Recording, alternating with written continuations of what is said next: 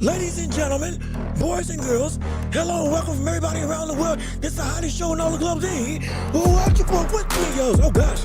Oh, wait a minute. Hold on, Jean-Luc Welch. Make some noise. God, we don't get excited. Wait a minute. Oh, what's going on? There we go. Hi, hello. Hey there. Hi, welcome back to another episode of The Watch with me, your host, Jean-Luc Welch. We're here. We're live. We're action-packed. We're having some fun. We're making some noise. We're zoomed in mighty close, ain't we? My gosh, I didn't expect that to happen. But hey, look, we... but see, this is the joy of the show, because we're going to still make it the best that we can. You're going to get a close-up look into all the ins and outs of the world of boxing and beyond right here on YouTube and every podcasting platform imaginable. Again, if you are just tuning in, leave a like on the stream. Comment your thoughts and opinions in the chat down below, and we can break it up right here like with J. Will. What's good, brother? How you doing? Thanks for tuning into the show. Subscribe to the channel if you haven't already, and share the show with everybody that you know so we can keep on building up this empire together. Yes, indeed, we are still growing and flourishing and thriving. And again, y'all voted. We're gonna make it happen. It's a Friday show. Officially, we're gonna have a show every Friday. Hey, we here. Yes, sir. We are expanding, since that's what the public wants to see. And hey, for the good of the channel, see, if we're trying to grow like we want to grow, this is the smart thing to do. So hey, y'all are in step with what we need to do to make this channel as big as we can. And we appreciate all of your support. And so please, again, please keep on sharing the show. Please keep on showing this out to all of your friends and family, co-workers, mom, dad, parents, children. Everybody's welcome right here on the show, because you can live. Yes, of course you can live. Hopefully you're living. My God, if anybody ain't living and you still here, well, hey, shoot, you might not want to be around here. We don't, oh Lord, we might not need that on here. But in terms of if you're alive, hey, welcome you're welcome to join us. Welcome to come through. We have fun. We learn. We debate. We laugh. We all make this community great. It's all thanks to you and your support. Oh, I almost forgot. We're also available on every podcasting platform imaginable. We're talking Apple. We're talking Spotify. We're talking every major podcasting platform you can imagine when you listen to podcasts on your work, at your home, in your car, on a road trip. Don't matter. This is the place to be for all of your needs to be entertained nonetheless. But again, we got a jam-packed show for you that we got. Again, it is I think we're going to do with Fridays, it is a crowd-driven show. And as we see people coming through, Jay Riggs, what's going on, brother? How you doing? Good to see you. Glad that you're here. Hey, brother, glad to see you. I didn't know we had a Friday show. Put me in, coach. Hey, this is the thing. We're keeping it. We're making it an OG. This is part of our segment. The fans voted. And I thought I was hoping to be a little bit more, but hey, it was seemingly unanimous. 100%. Everybody said they wanted a new show on Friday. So we're going to make it happen.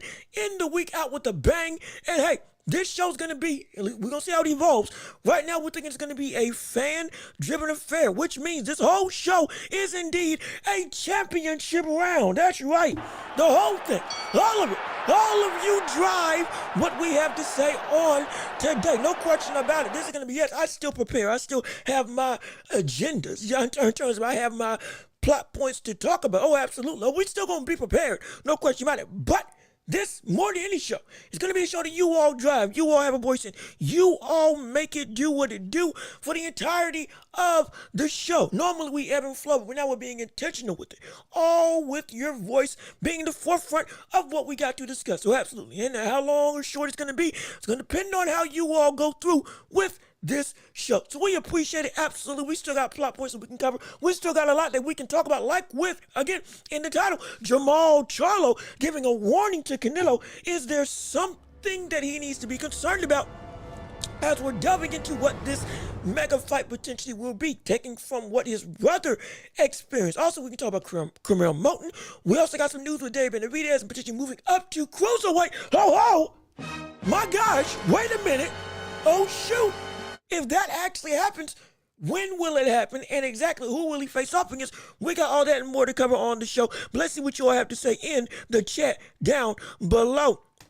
We're zoomed in. You're doggone right we were. My gosh, J Riggs, I'm glad you came in late. Because, brother, you would have seen my hairline and my internal monologues that I go through as in daily life. Oh, it was horrible. It was terrible. Now, again, my hair, it's still looking good. Oh, yeah. Now, it ain't, it's growing out a little bit. It ain't as kept as I normally want to keep it. But in terms of the line, oh, it's still there. Oh, I ain't worried about that. But my gosh, you all got a up close and personal view. Yeah, we could see your thoughts. You doggone right you could. My goodness, that was even I didn't expect that. Oh Lord, that was funny. As we see with J Riggs, we are doing another show. It's gonna be you had said, J Riggs, is it me? And in fact, let me do what we said we're going to do, since we're trying to make sure that we can get your comments posted. Since I still don't know why J Riggs is the only brother that we can't see chatting in the thing. J Riggs, putting up your comments, we can read it. Is it me or Charlo being extra nice to my boy Caleb Plant? It's kind of like mind games and then turn to a dogfight on fight night and catch Plant with his guard down. Now, this is very interesting, and we are going to address this, absolutely. But let me first read the rest of the comments. But this is something that I did want to address in terms of that whole interaction. And so, well, actually, no, that's all the comments. So shoot, yeah, we can talk about it. So yeah, so with this comment, again, this was posted by J Riggs as we're trying to figure out why we can't get his chats up, which again, I don't know anything on my end. It might be something on your end in your settings on YouTube, potentially, hypothetically. Might want to check that out. But we're going to still make it work regardless. But this is a great comment because this speaks to beyond just with the Jermall Charlo. See, it all started because of me. I knew, look, man. Again, don't put that on me. Like I said before, I tried to get you your new phone for your own security and for for the sake of being able to be more up to date. It is a necessity especially with cyber text and all that stuff. Again, know a little bit with tech, but hey, look, don't put this on me. I just tried to help you. That's all. And maybe it's just you haven't figured out the setting yet. And we'll look it up. We're going to figure it out. We're going to make it work. It's going to sort itself out. Don't worry. Either regardless of which, we're still going to have a phenomenal show and do what we do best, which makes sure everybody's voice is heard the best that we can.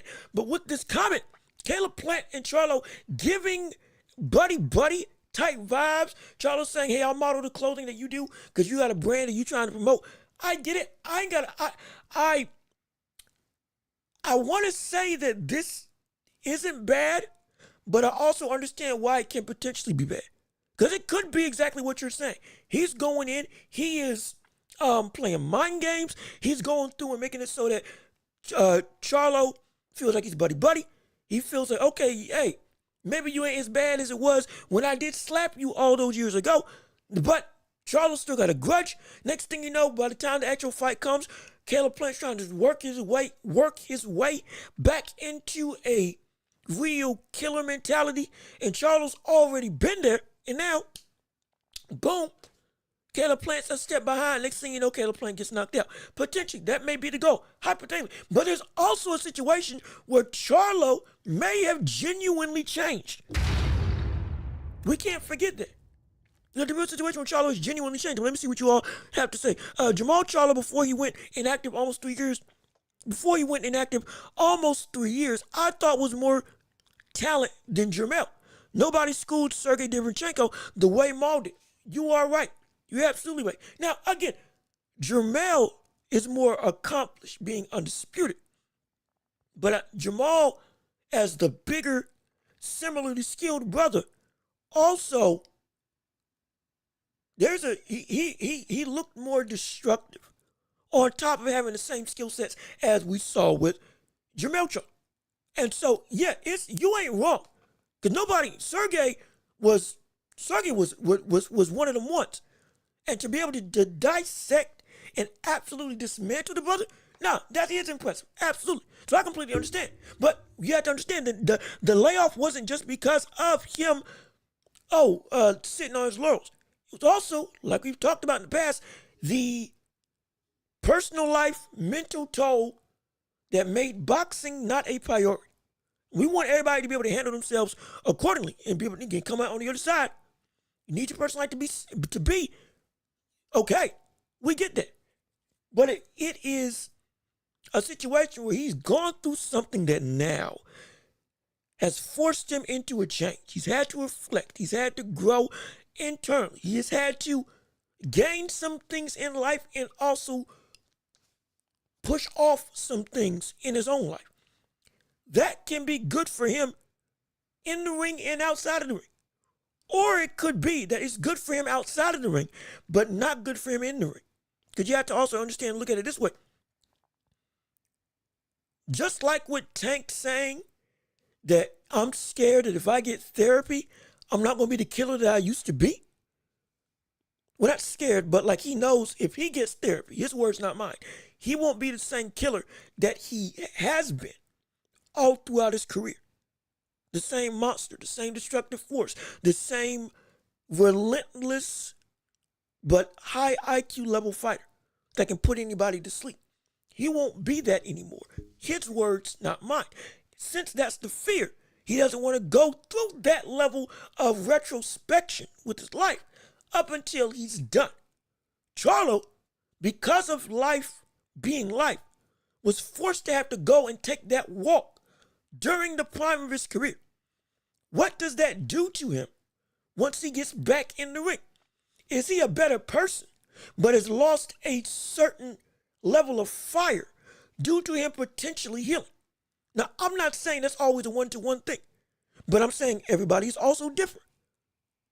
Everybody, when you change for the better, that means for some people you have to brush off certain aspects of you that were indeed detrimental.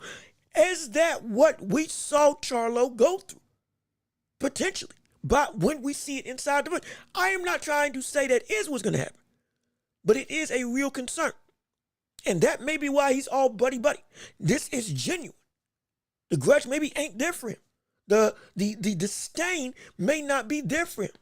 Now, that may not affect him in the fight, but at least from what we see now, it may change the outlook of how he goes about going and talking with the likes of Charlo, of Plant, excuse me. Because now he's not the same person. And potentially he's grown, which we love, absolutely. The only thing is, did that growth potentially force out an aspect of Charlo that helped make him fight the way that he fought? And if so, is there something new that he has learned about himself that he can now use as a new driving force to keep that same level of consistency in his fight in terms of what he was while still being a better person? We don't know. We have to wait and see. But that may be why we see what Plant and Charlo are doing and why they're acting so much more cordial with each other. But let me see what you had to say. It didn't work for Boo Boo when he fought the Mexican Monster. It didn't. Now, granted, Andre's always been an awkward type of fella, both in and outside the ring. So I didn't see anything different from his interactions with David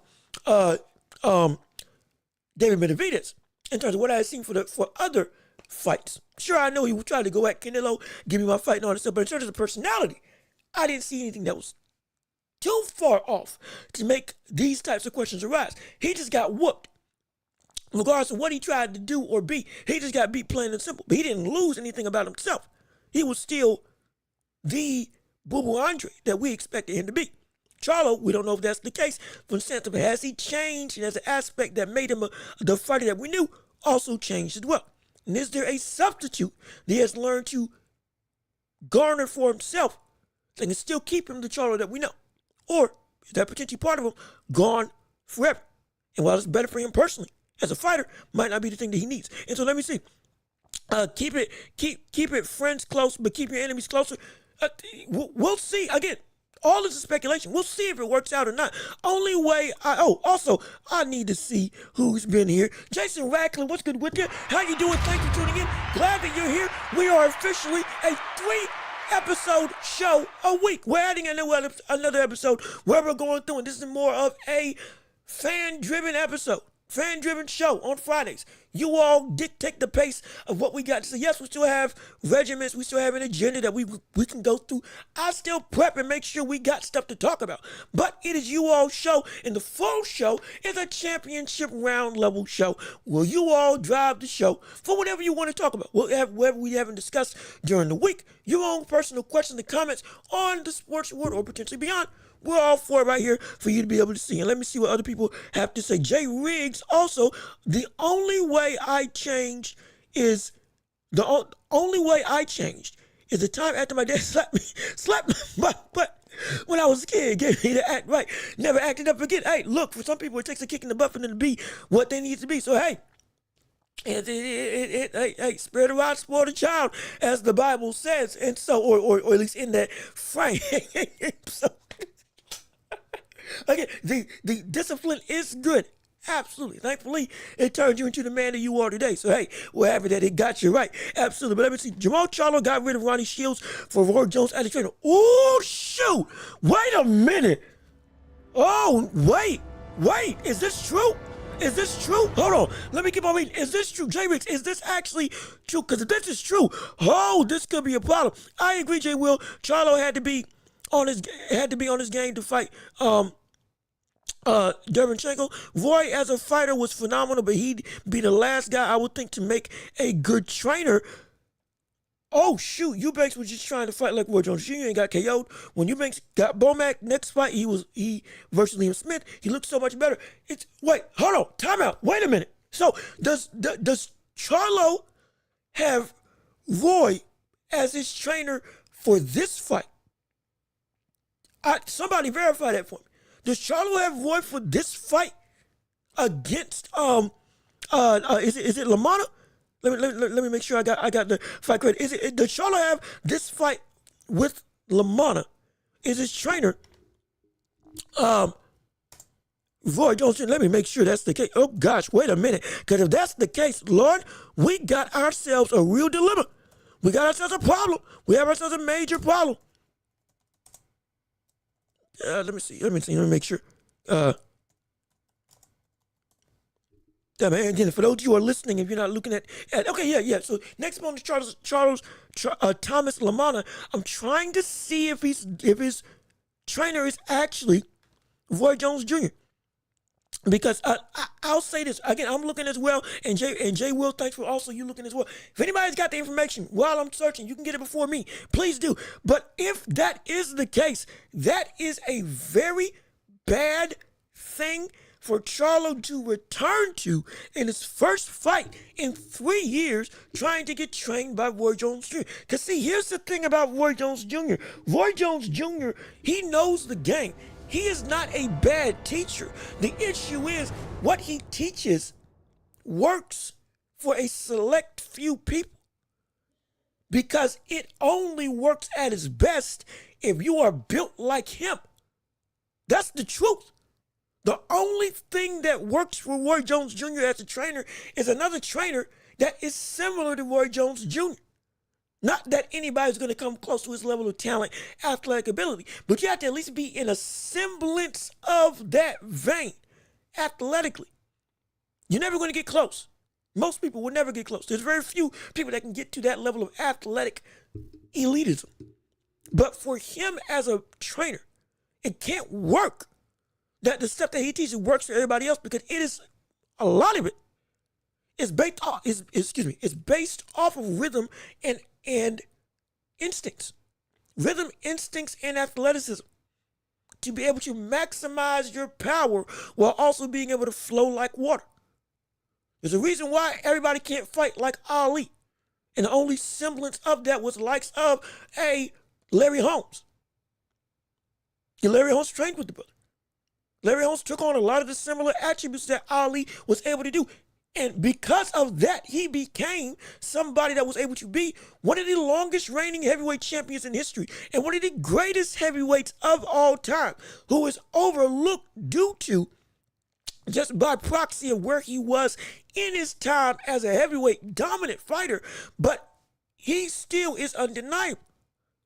But there's a reason why there hasn't been anybody else like him or like Ali. In that same vein, like Sugar Ray Robinson. The lineage of who came from Sugar Ray, in terms of Sugar Ray Robinson, is a very short list, because it takes somebody special to make that work. And with Roy, And it can be a problem. It can be a big problem. But let me look at the comments. Okay, so Hylon Williams Sr., also known as Big Sad Williams, is Charlo's original trainer. Okay, and Roy's not training him up. Okay, all right, that's good. That's good. That is good. That is phenomenal. Thank goodness. Thank the Lord.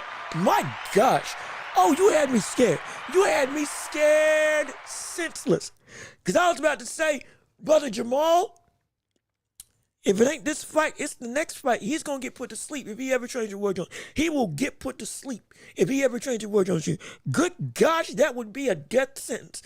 And I'm not talking about death sentence on street beefs who trained with Demetrius Johnson, if you got to see that. But not. That's that. Oh, that would have been bad. So thank goodness that's not taking place. But let me see. Justin Kemp, you in the building. What's good, brother? Thanks for tuning in. Happy to see you. If you are here, leave a like on the stream. Please do. Keep on commenting, keep on sharing, leave a like on the stream. We're getting closer to monetization. If y'all keep sticking around and you all keep making this show better and better, it's all thanks to you that this is even possible. But please like the stream. Please like the stream if you're here. It's just one button, just one click. It's all that we need. Also, if you haven't already, subscribe to the channel and hit the notification bell, because that is the best way to know when we're having anything happen on this channel. Absolutely. Some people haven't hit it, hence why they don't know what we got going on. Some people only have it set to certain notifications instead of set to all. At least from what I found as to why some people aren't getting notified that we doing something. Do that for yourself, even if you don't click on it, just so you know what we got going on right here on the show. So absolutely. And please do. But again, we appreciate it. We're glad that you're here. Let me see what you had to say. I want you to hit him as hard as you can. Now, who is him? Now, that's interesting. I don't know who you want me to try to punch or who you want me to try to fight. I ain't trying to get in nobody's beef. Hey, I just talk about fights. Now, I can hold my own now. I'll tell you this. If you need somebody to go and, coach or even step in, I can do some good damage. I practice. I practice what I teach. I practice what I taught. I'm learning, I'm growing. I don't know how much power I have. I think I got some underrated power. I'll tell you that, even though I'm small. But hey, if you need somebody, maybe don't call on me first, but call on me, and I'll get you if you need. And so, but Al Booger, what's good with you? How you doing? Thanks for tuning in to the show. We appreciate it. We are doing a legitimate 3-episode show for the rest of the time with this channel. Aiming to do 3 shows, Tuesday, Thursday, and now on Friday.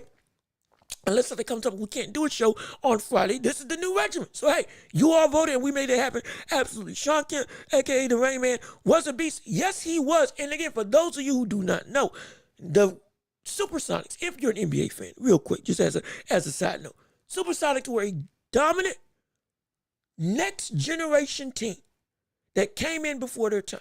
Deadlift Shrimp, Hershey Hawkins, led by Gary Payton and Sean Kemp. The first legitimate alley-oop duo. You had in Lob City before Lob City. For those of you who grew up in the early 2010s with Chris Paul, Blake Griffin, and DeAndre Jordan. Oh my gosh, he's one of the 50 best players to ever play the game. In the top 75, absolutely. Was a mythical figure for the sense of athletic ability. Oh, he was a monster. He is one of the top 5 best dunkers to grace this sport. Point blank, period. There's not 5 dunkers better than Sean Kemp.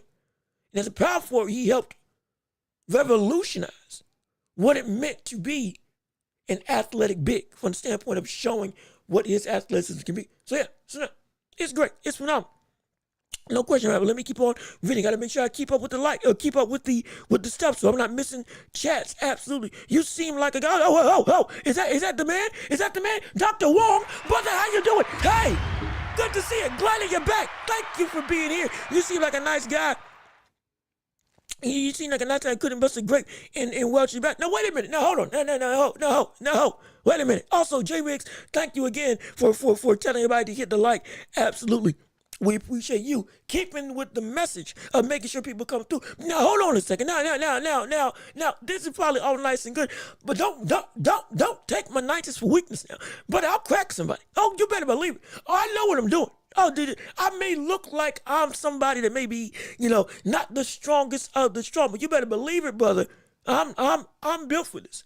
I'm built for this. There's a reason why I was born with fists. Because, brother, I want to fight. I'll take a brother out. I'll take him out in a heartbeat. You better believe it. Oh, yeah, I'll bust more than a grape. I'll bust some heads. I'll put somebody out. I'll put somebody's going in the concrete, the dirt, the grass, the sand, in the ocean, in the river. Like, don't matter what terrain, you're going to taste what God made on this planet one way or another. Either by eating the fruit or by eating the dirt. It's going to happen come way if you mess with me. I'll tell you that right now.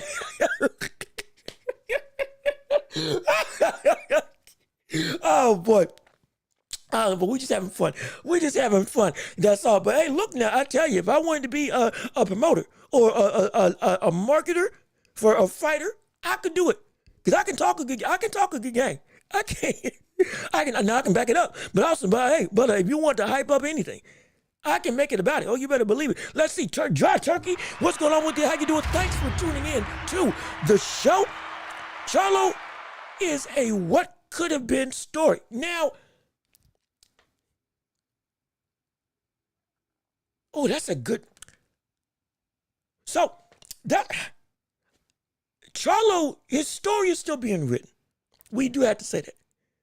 We're not, again, he hasn't faltered yet. You understand? He hasn't faltered yet. I don't think that it's a could have been story yet. Because he could still come back and be the Charlo that we used to know. And then bing, bang, boom, Bud is looking great. Bud is looking phenomenal. Everything's all well and good. And, oh, he's right back on track. He didn't miss a beat. Potentially. After this fight, is really going to tell the story of whether or not we are seeing Charlo truly being a could have been story. A fighter that should have been, we should have been able to see the prime a little better. But because of, again, personal life, stuff went awry.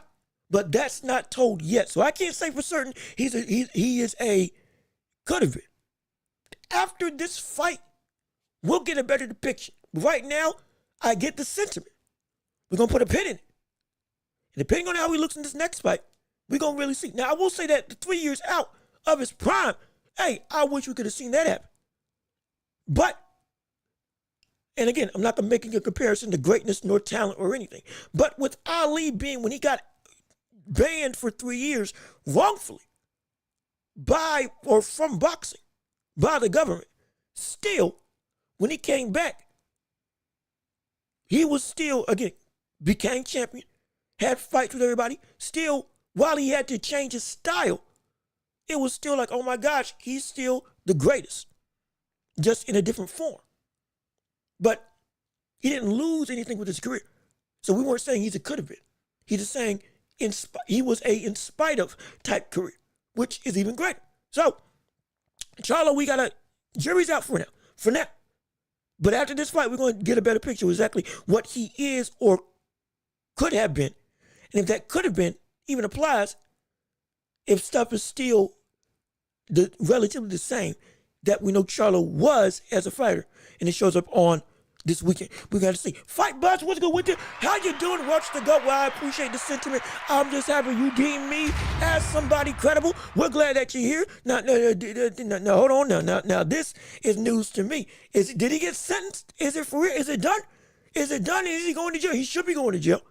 I'll take it this. He should be going to jail for multiple life sentences. Multiple. Like, but what he did was great. But again, I ain't getting in there. I wasn't a part of it. I know nothing about it. I wasn't involved in anything. And I ain't wiping any sort of. Want to make sure I ain't associated with that in the slightest at all. Let's make that clear right now. But if he is, hey, good. That's a menace that should have been a long time ago. But again, that's a whole nother conversation. We're going to see. Charlo has to get active. He is 35. Oh, now that I forgot. I forgot Charlo's 35 years old. Shoot. I can't. Yeah, so no, excuse me. Dry Turkey, this may be more valid than we thought. I thought Charlo was younger. Though he was the older brother of Jermall, I thought Jermall Charlo was younger. I know he was 35 years old. For context, Usyk's 37. Crawford's 38. Tank is 30. Was he 31, 32? Just about. Yes. So he's at the legitimate tail end of what his prime is going to be as a boxer. So, hey, maybe this could have been a remark. Might be a little bit more than what I was giving it credit for, because I didn't take that into account. Because I thought it was younger. So, it may be.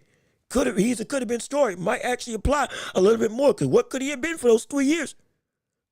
Because I thought he was still more set in his prime than I see him as now, or than I know now with his age. So yeah, that brings a new caliber of conversation. Jermall beats LaMotta, and Plant after that could set him up for Canelo. Well, I don't know if he beats Plant. I'll be completely honest. I don't know if he beats Plant. I don't. Now, I know Plant struggled with McCombie. Yes, I do. McCombie is one of the... McCombie showed that brother was knocking... He was knocking Plant around through his guard to the body, which is insane levels of power. Now, I don't know if Charlo's got that level of power, though he is indeed, again, a powerful puncher. And let's not forget, he'll be fighting at 168. So he'll be coming up to Plant's weight class, I believe.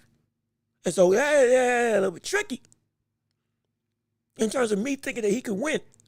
And I think because of the activity that we've also seen Plant be, and more dedicated to the sport, because of, again, not having all those outside problems and consistently being in the gym, it's tough for me to say that as of right now, I wouldn't pick Plant to beat him and be able to outbox him.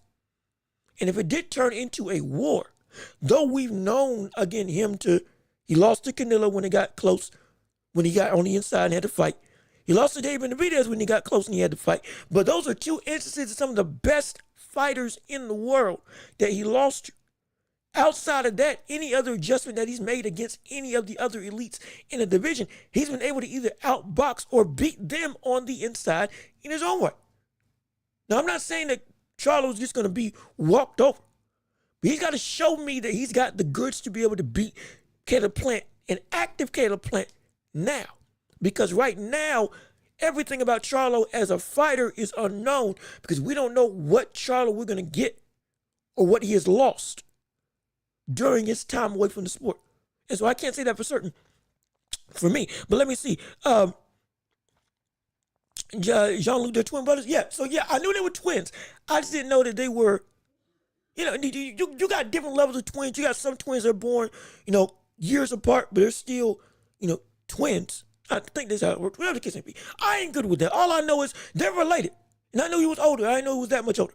Or I know he was 35. So, hey, news to me. I'm sorry. Excuse my ignorance. That's all I can really say. But yeah, but it's over for the inactive brothers. And also, for sure, what's good with you? How you doing? Thanks for tuning into the show. So I can't say that it's over, because we still have the backbones of what they've done throughout their career. We just need to see them. The whole question with all of this is we need to see them. We have to. Even with Deontay Wilder, I'll go back to Deontay Wilder. Wilder, we were still needing to see him come back, and what can he be after his losses to Tyson Fury.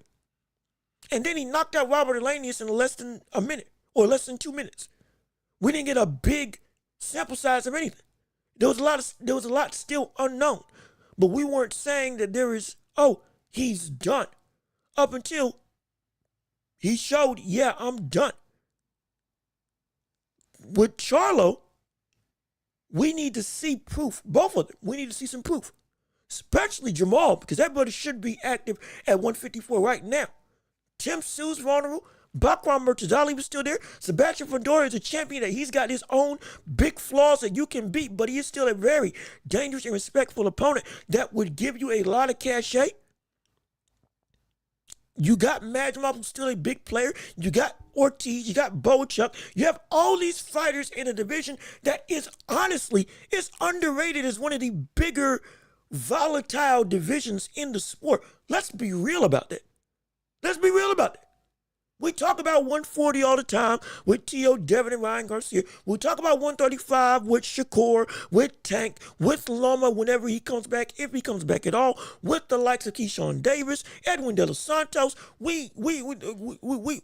now Lamont Roach.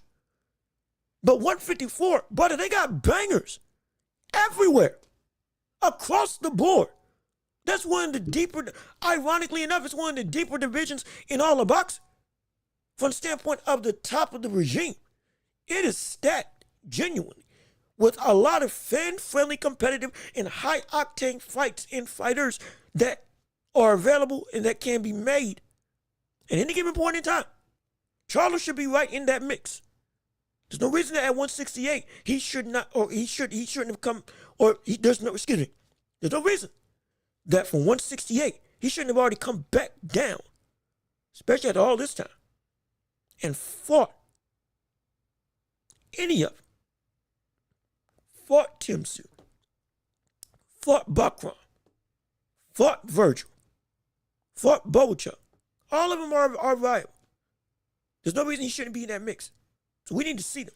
Like I said before, can't say that it's over. But we got to see him. We at least know that Jermall worked his way back. Oh, excuse me. Yeah. We know Jermall worked his way back. And at least we can say he's here. We can at least say he's here. Jermall, we don't know what the word's going on with him. Now he's got more unanswered questions. And you should have been even more active. You're better off than your brother, both financially and from the standpoint of name value. Though I don't know all the personal problems that may have arisen, I know that Jermall was going through a lot. I don't know if you were going through as much from a sense of personal life as Jermall. Not trying to compare levels of pain and suffering or struggle, not doing that. But based on what I know, it would make sense that you, as still former undisputed at 154, should be able to come back to that same division and still drop your name in the hat and say, I want all the smoke. And if you have said that, because he might have said that also earlier in the year, that yeah, he wants to come for everybody, well, then you got to show it. You got to do it. Plain and simple. Then now your brother's putting pressure on you because he came back. At minimum, he came back. What he's going to be, we don't know, but he came back. Where are you, Jermall Charlo? And why aren't you more active when you should be in a better position? Again, from my humble estimation. But that's a whole nother conversation. But again, speaking of Jermall Charlo, we still still have some points that I want to cover on this show, like with the likes of him talking about Terence Crawford versus Canelo, because Charlo brought up a really good point that potentially needs to be talked about for the wider landscape of this conversation in boxing. And it goes on what he learned from what his brother went through when he fought against the likes of Canelo Alvarez. And let me real quick try to make an adjustment so I can make sure I'm not blowing your ears out when we were playing this thing. I'm gonna play a preview before I put it on picture-in-picture, and then I'm gonna go through and play the whole thing so I'm not potentially messing it all up. Cause I got some people that were saying it's incredibly loud to be able to try to listen to these videos that I put up. And so I don't want to make that same mistake again. Lord knows I don't want to do that. So we're gonna be smart. We're gonna be smart with this. We're gonna be smart and we're gonna be methodical. Let's switch to the old picture-in-picture. Hey, boom, boom, we're here. Let's see what Jermall had to say about Canelo versus Crawford. All right. I like Crawford. All right. My brother fought Canelo, not me. I like Crawford. Okay. All right. So I think that volume is good. We're going to see if it again, this should not be as loud as we normally see it. But again, per the Review Magazine, as we go through, before I play it in full, Jermall Charlo warned Terence Crawford not to make the same mistakes his brother Jermall Charlo made as he moves up to fight Canelo in September. All right. I like Crawford.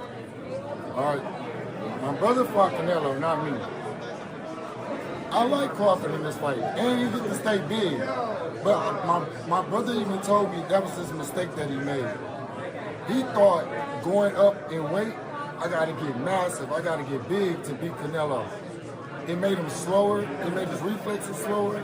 He'll tell you himself. It didn't feel like the Jermall Charlo that y'all seen him fight Tony Harris. Crawford, I feel like that's the same dance as you want to get big to try to absorb Canelo punches and all this, but that's not, technically, that's not the Crawford that we're going to see. And then Crawford going up there to fight Canelo at 68, when he's not a 68 pounder, where's the motivation? Y'all got to think about it like that. So, in response to this video, you know, as we quickly summarize, and again, now I can bring up this particular title card. It's Charlo right. Let's be real. Let's have a conversation. It's Charlo right with this sentiment that Canelo might be making a mistake of trying to bulk up too much to try to fight the likes of Crawford, or excuse me, Crawford might be trying to bulk up too much to fight the likes of Canelo at 168, which is, per Charlo's words, the very mistake that his brother made in trying to fight. Excuse me, I'm trying to grab my smoothie. I'm trying to be healthy and be active. And to be able to go through. And again, real quick, before I continue, or rather, the question is Charlo right that Bud Crawford's big mistake will potentially be him trying to gain too much weight and match Canelo at 168 like Jermall Charlo did, and potentially shoot himself in the foot and take away aspects of his game, which, mind you, we have talked about as a big concern on this show for the likes of Terence Crawford. But I want to hear from you. And also, if you are tuning in, leave a like on the stream if you're here. Again, selfless self-promotion, trying to make sure we get this out to the airways. If you're liking what you're hearing, if you're liking the dialogue, leave a like on the stream. Share the show with everybody that you can so that we can get more people involved in the conversation, help build this community, and subscribe if you haven't already. And also, could you hear the video? I do need to make sure that's the case. Could you hear the video clearly, and was it too loud or was it too soft? Because I want to make sure I'm not blowing out your ears when trying to listen to stuff. Give me some feedback. But I want to hear from you. I'm just glad Jermall looked sober in the video. Hey, look, let me tell you something. From where he was to what he is now, oh, it's a blessing. It's absolutely a blessing. We're so glad that internally, at least seemingly right now, he got himself where he needs to be. Thank the Lord he's back there, because that we were concerned. We were really concerned with the spiral that we were seeing Charlo go through. Thankfully, he's back to what he feels is where he needs to be. This new standard is the standard for him. So thankfully, we love that. But I want to hear from you. Do you think that it's right? Do you think that it's right? Or do you think that he's wrong with Crawford being potentially biting off more than he can chew by gaining too much to try to match the likes of Canelo? I mean, Bud would have had more time training with the added weight. Jermall versus Charlo fight was made pretty last minute. And you're not wrong.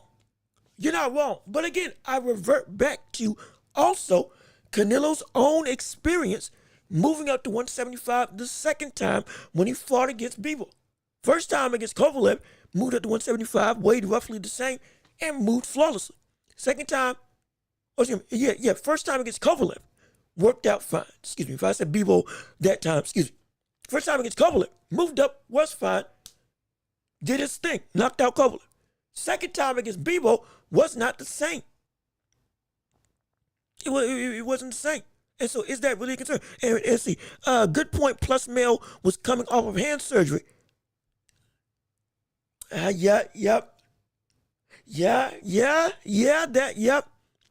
did happen. That slipped my mind.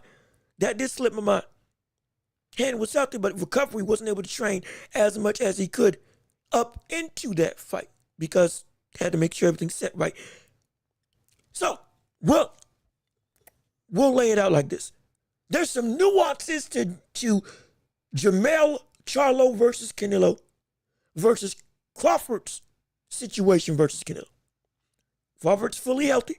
Going into training, Crawford's got more time with adding weight and fighting with the weight behind the scenes. Operating again with the car. Though it's not in a full-blown race, it is still, he's able to test drive and make tweaks and tune it on a closed track of his own domain in his own gym. So there's a moniker for better preparation that we can see Canelo go through. Absolutely. So we give credit where credit is due. No question. But the issue still does come into play of what if Crawford is not able to fight like the Crawford that we know he can fight like with that extra added weight, even with him training correctly. He's used to it, but it still isn't what the best version of Crawford can be. He can't fight like Crawford normally fights, even if it's nearly the same. Not because of the opponent, but because of his own injury. And let's see, again, this is domain. I can't jump into this. I can't jump in. I know the speculation, Snack, Victor Conte, all that stuff. I get it completely. I'm still trying to figure out what is and isn't valid with Snack, with Vala, all that stuff. I've heard all the noise. I've seen it all. I'm still trying to put the pieces together. So I can't speak on this. The only thing I can speak on is the fact that when we look at Crawford specifically, Crawford's got a potential way.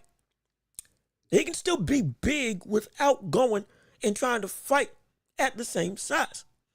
What if Crawford, because again, the limit is 168.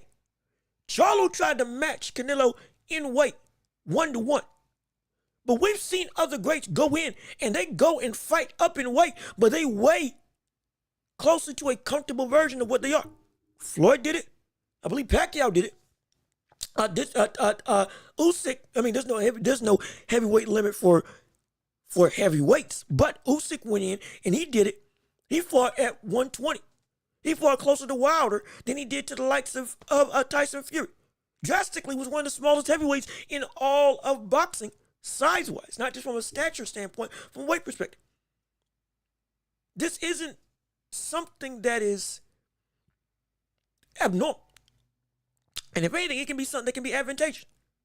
Because maybe the mistake is, if we want to play, not play speculation, but if we want to play situations,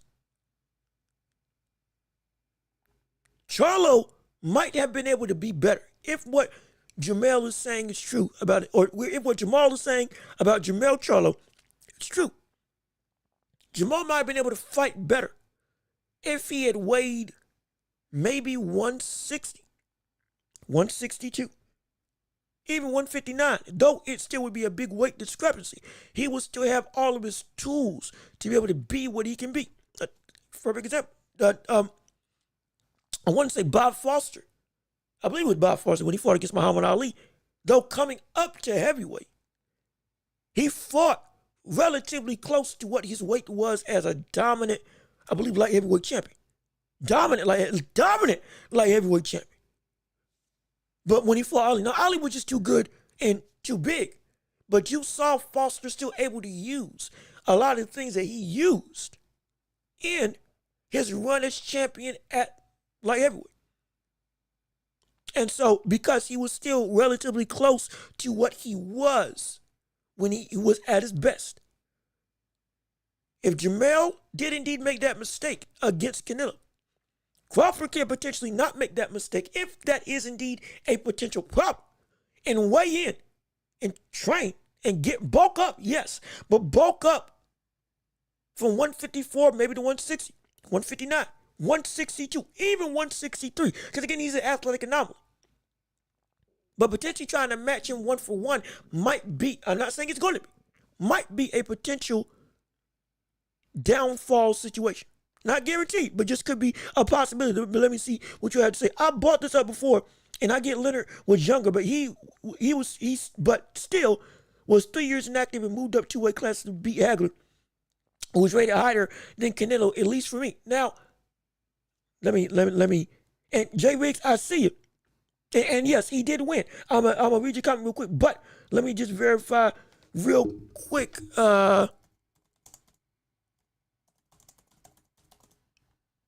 Just make sure before I say anything. Come on, come on, come on.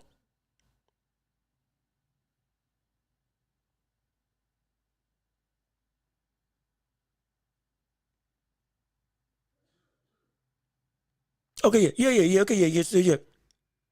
Says no, y'all right. But again, Leonard is a commodity. We keep forgetting that. We're bringing up. Now again, I have said consistently that Crawford would fit in with the four kings as a fifth king if he was fighting in that old era because he's just that good. I truly believe that. I truly do. But also we have to understand that don't forget, there's another great that fought them all and they lost the majority of them. Moving up, Durant. And Durant is one of the most vaunted fighters we have ever seen. Argument, not an argument, I don't think it's an argument. The greatest lightweight in history. He beat Leonard. Yes, he did. And then he lost to him the second time. We were going through what? Out of shape, didn't train, took the fight on like 6 weeks' notice, wild partying, and wasn't committed. Shot himself in the foot. Still was a fighter and went to fight. Hence what led to the no mas thing, because his body literally said he literally could not do anything because he was not prepared at all. Partially his fault, also time constraint and all that stuff. But at the same time, then moved up, got knocked out by Tommy Hearns at the higher weight class. Got beat by Hagler. Good fight, but got beat soundly by Hagler. This is not an indictment on the likes of Durant. No, it's not. It's just the fact that everybody, even though everybody's great, everybody can't do the same thing just because they may be equally as great from the standpoints of legacy. They can't go but so far to achieve certain stuff, at least against the best of the best. Not because they're not good, but because genuinely they can't, you know. Again, it's not an indictment on Durant.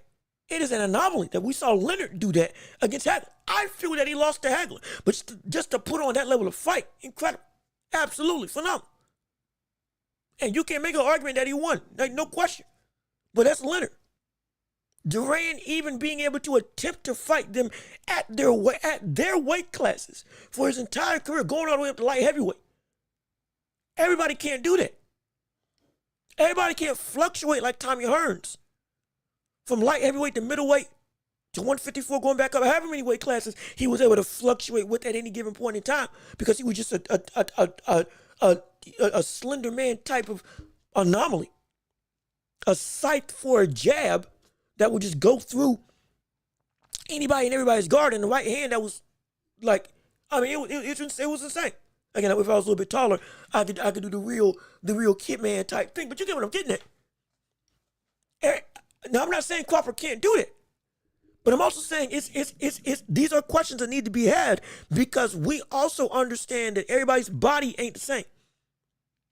Everybody's body ain't the same, and because everybody's body ain't the same. Even if your talent can translate to be able, hey, you can do this, your body may not be able to handle doing what we think you can do. Especially if it's just you ain't shown it before. That's where that's a whole other conversation. Absolutely. But let me see. Hold on. Jay Riggs. Hold on. Wait. Hold on. I see you. Give me a second. Give me a minute. We are gonna do this right.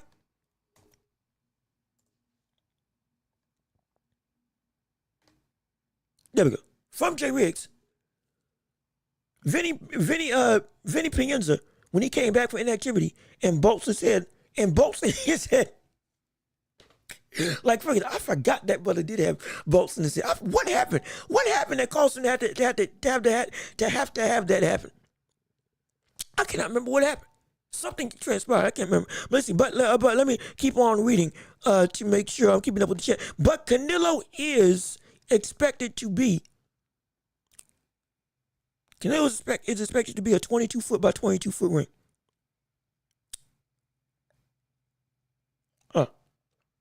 So now for other people, help me out with this. Is that good or is that bad? I know 18 by 18 is small. Is 22 by 22 standard or is that bigger than standard?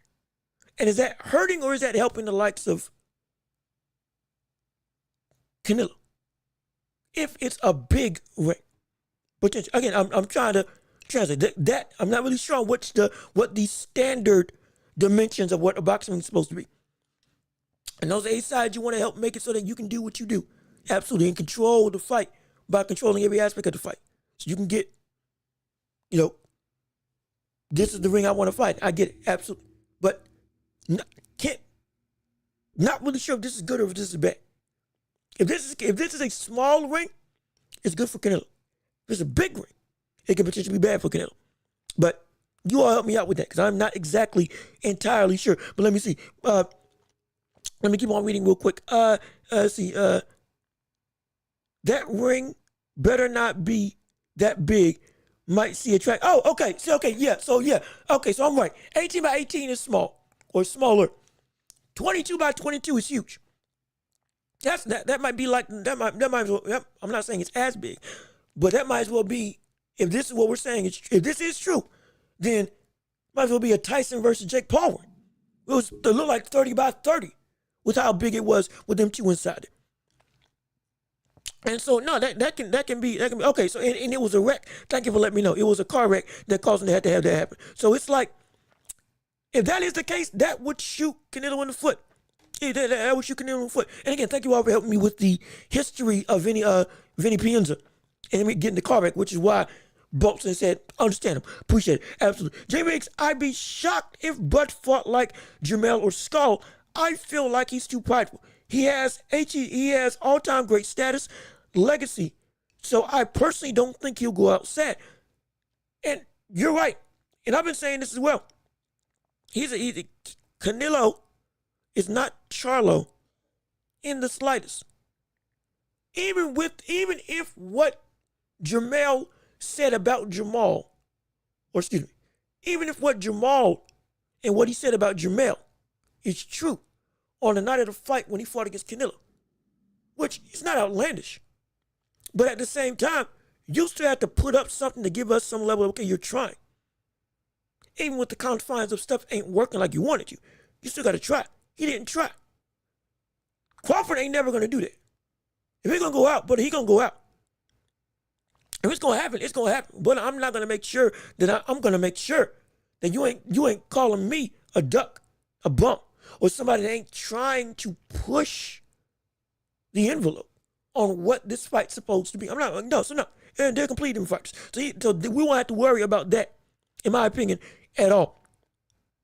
For what I gather. And so it's like, And so most you can get, okay, so most you can get as a ring is 24 by 24. Okay, I did not know that. So is that what Jake Paul and Tyson fought in? 24 by 24? Is that the case? Because that looked huge. That looked massive. That's ridiculous.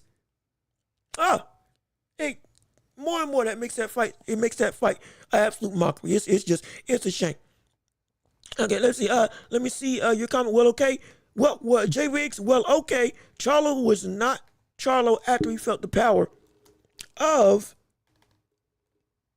Canelo. Let me real quick put this up for us to be able to see.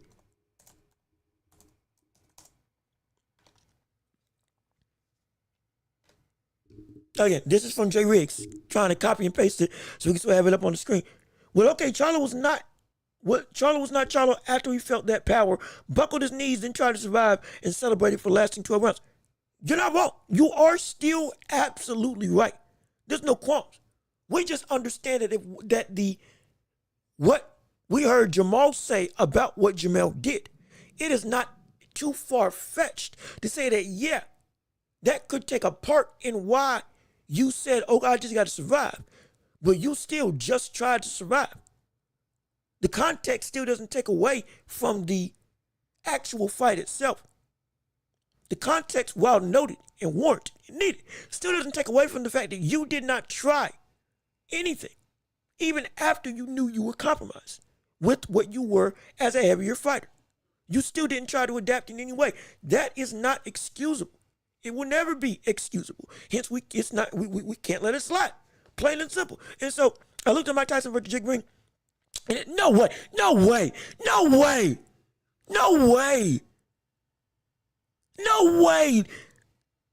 There's no way that was 20-20. Now, again, maybe it just didn't look like it. Because normally we're used to seeing Mike Tyson fight against, again, other 6'3", 6'4" types of opponents. And them being in the ring, it didn't look as big. Maybe because of now, with somebody else close to Tyson in height. Oh, shoot. That's impressive. He was able to be this destructive with this much level of movement that any opponent could use against him. Against people that were all taller than him. My gosh, mad impressive. But either my eyes just played tricks or it was just a shock to see Tyson back. Looking the way that he did made it seem like the ring was just huge because he couldn't use the ring at all. Maybe that's what I'm seeing. Maybe that's just me. Hypothetical. It's a shame. Nonetheless, that's 2020 looked huge because it was both staying stationary. The ring, see, I'm not crazy. It looked huge, like J-Rick said. It looked huge because they were both stationary in the ring. More so, Tyson was stationary and could not move forward. He had upper body movement. He did. Let's not mince words about it. Tyson knew what to do. Tyson saw the openings and wanted to attack. Tyson could not use his legs to get the momentum to be able to come forward and attack off of the slips that he was using. We have to understand it. It's a shame. It is horrible. I continue to say that if Tyson fought Jake Paul at 54 years old, with how he was moving against Roy Jones Jr., which is a night and day difference from what we saw Tyson look like at 57 years old against Jake Paul, that Tyson would have knocked out Jake Paul. That's not me being hyperbolic. That is me understanding what we witnessed, what I saw. That was nowhere close to what we saw Tyson was on the night of Jake Paul compared to what we saw him against Roy Jones Jr. And Roy, ironically enough, was actually moving around the ring more than Jake. If you watch the fight, Roy was actually trying to use his legs, and Roy got bad legs at this point, but he was using better movement, even if he was in a smaller ring, to force Tyson to have to chase him. He did. And Tyson was keeping up with him for all 8 rounds. Genuinely. And he was, again, still slipping, still getting under, still doing all the same stuff that he was trying to do in the fight with Jake Paul. It's just his legs were gone by the time he fought Jake. His legs, though, again, were still older, were still at least somewhat existent. More existent than anybody expected at that age when he fought against Roy Jones Jr. Absolutely. Which is why you got to see glimpses of, oh, shoot. Tyson still ain't nothing to play with at 54. Not just because of hype. Not just because of, oh, it's the aura of Tyson. No, he was still doing the stuff that he got taught from Cus D'Amato. And it was actually effective against a 2-year active fighter in Roy Jones Jr. Because mind you, up until then, he had still fought a year or 2 out from that fight professionally against actual active opponents. And so, again, it's insane. It's insane. Plus, everybody was still blind from Tyson's butt. It froze on Netflix. Hey, look, thankfully, my stream froze when that happened because everybody had problems with the Netflix stream. So I didn't get to see that. So is that good or is that bad? Hey, I don't know. I was saved from that site. So I didn't witness that. I saw the aftermath. I didn't see that live. And so I was like, oh, shoot. When I found that out, I was like, hey, maybe this buffering ain't so bad. So let's see, Prison Mike was probably wild. Prison Mike What Prison Mike was physically prime Mike Tyson. And again, we still got more to talk about on that we can go through. But I want you all to understand this when we're talking about Mike. Prison Mike Tyson was supposed to be the prime years of Mike Tyson. It was. Prison Mike Tyson was genuinely the most physically gifted version of Mike Tyson that you have. But mentally, he was not the same fighter. And stylistically, he had changed aggressively because of not just not having custom model, but with the likes of Don King coming in and rooting out all of Tyson's confidants that actually cared about him, Kevin Rooney and others, management to trainers, and putting in his own people, were not able to keep Mike Tyson as sharp as he was because they didn't truly understand the style of peekaboo, nor did they have the same level of discipline to keep Tyson in check. Many of the problems that you see with the downfall of Mike Tyson started with the downfall of his discipline and mental state. Not that he was going crazy, but that he was losing himself to fame. Mentally, he was never a strong person. He has said it himself. I'm not saying that as disrespect. He has grown into a strong person. But he's admitted he wasn't like that. It was Cuss, Teddy, Kevin Rooney, and the rest of that management camp, even post-custom out, that was helping to keep him in line with himself. Once Don King, his bum self, got his grubby, greedy, vested, despicable, slimy, greasy, despicable, absolutely decrepit hands on Tyson and his career. Did not just rob him out of money, he robbed him out of his prime because he did not help him as a person to keep him in check within his own psyche and discipline. He let women and fame get to Tyson to build up the mythos, but to take out the man. Not just take out the money, take out the man. It was despicable. It was horrible. Been doing that to fighters all of his career and did it to the greatest heavyweight of that generation and one of the greatest of all time. I spit on that legacy that Don King has because it's filled with nothing but bodies and shame. I hate it. I hated the Kingdom Come. If he never got to Tyson, we could have been seeing a completely different fighter. If Kevin Rooney never was essentially forced out, we could have seen a completely different fighter. If he had kept most of the people that he was running with when he became champion, when he was on top of the world, when he was the pound-for-pound baddest man on the planet, the pound-for-pound number one boxer in all of the sport, we could have seen a different monster that reigned and ruled as domination. Holyfield could have been a different story. Both fights. Lennox Lewis, even though it was an older Tyson, might have been a different story. Or at least even if it was still a loss, because again, Tyson was older, it wouldn't have been as much of a sad type of affair. Because the legacy would have been even that more better. Because he would have been better for longer. I hate it. I despise it with all my heart and soul. I'm sorry. Don't want to go on a tangent. My goodness. My goodness. And so, and it was, ooh. Golly, that frustrates me. That really does frustrate me. I'm sorry. I'm going on a tangent. My apologies. But let me see. Jay Riggs, he was undisputed in prison, and so was Machete Actor too. And that's what got him famous and saved him from death row. And became actor. Oh, I did not know that. I did not know that. My gosh. My goodness, I did not know that. That's news to me. Hey, tidbits. The more you know, the more that you learn. But again, we still got more to cover on this show. It's still you all's show. It's still the championship round. So y'all can still talk about whatever you want to discuss in the world of sports and beyond. If you still want to have more topics in the world of boxing to be able to go and clinch and have a palate for debate and conversation, we can talk a lot about the likes of, David Benavidez, which is something that we actually do need to discuss, ironically enough, with David. Is he moving up to cruiserweight? Oh, gosh. Is it happening?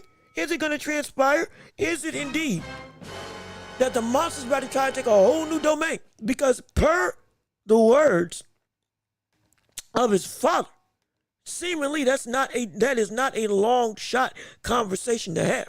And we can potentially see this man actively go to potential cruiserweight. And who will he fight? Well, I'll let the man himself tell you from the horse's mouth what exactly Benavidez's plans are going to be. Hey, hold on. Time out. Wait a minute. Hold up. Wait, stop talking. Hold on. Now we're working this fight on. Wait a minute. There we go. Okay. Now we're working this fight on October. We wanted to fight Canelo. We wanted to fight Jermall or Benavidez, but it looks like that fight's not going to happen. So we're looking at Caleb Smith or Smith, yeah. And hopefully defend the title, maybe one fight or two fights, and then go up to Cruiserweight to face Arturo Ramirez. Now we're working this fight on October. Now, if you didn't hear, and if it need be, I'll play it again. But he said he's going to fight. He wanted Dave Benavidez, or he wanted Bieber or Benavidez. Now they're fighting happening because now they're going for a rematch. They're going to do the trilogy. But then also, Benavidez Sr. said that he's going to fight in 1 or 2 fights, most likely move up to cruiserweight and look to fight against Gilberto Ramirez. Now, mind you, for those of you who have been following this channel, the biggest op to Ramirez right now, I believe, has been Jai Apatai, who has also been a dominant wrecking ball in the ranks of the cruiserweight division, looking like most likely the best cruiserweight in the world right now, only rivaled by the likes of Ramirez, if I have my stuff correctly. Again, I'll verify that to make sure. But let's be real. We have to start asking now, how far can Benavidez get up to? We have to start asking it. We have to start asking, how far can Benavidez get to as a fighter? Because he's already dominating at 175, excuse me. Being genuinely a force to be reckoned with. While the power is not the same, we understand that. Absolutely, we understand it. While the pop that we normally see him have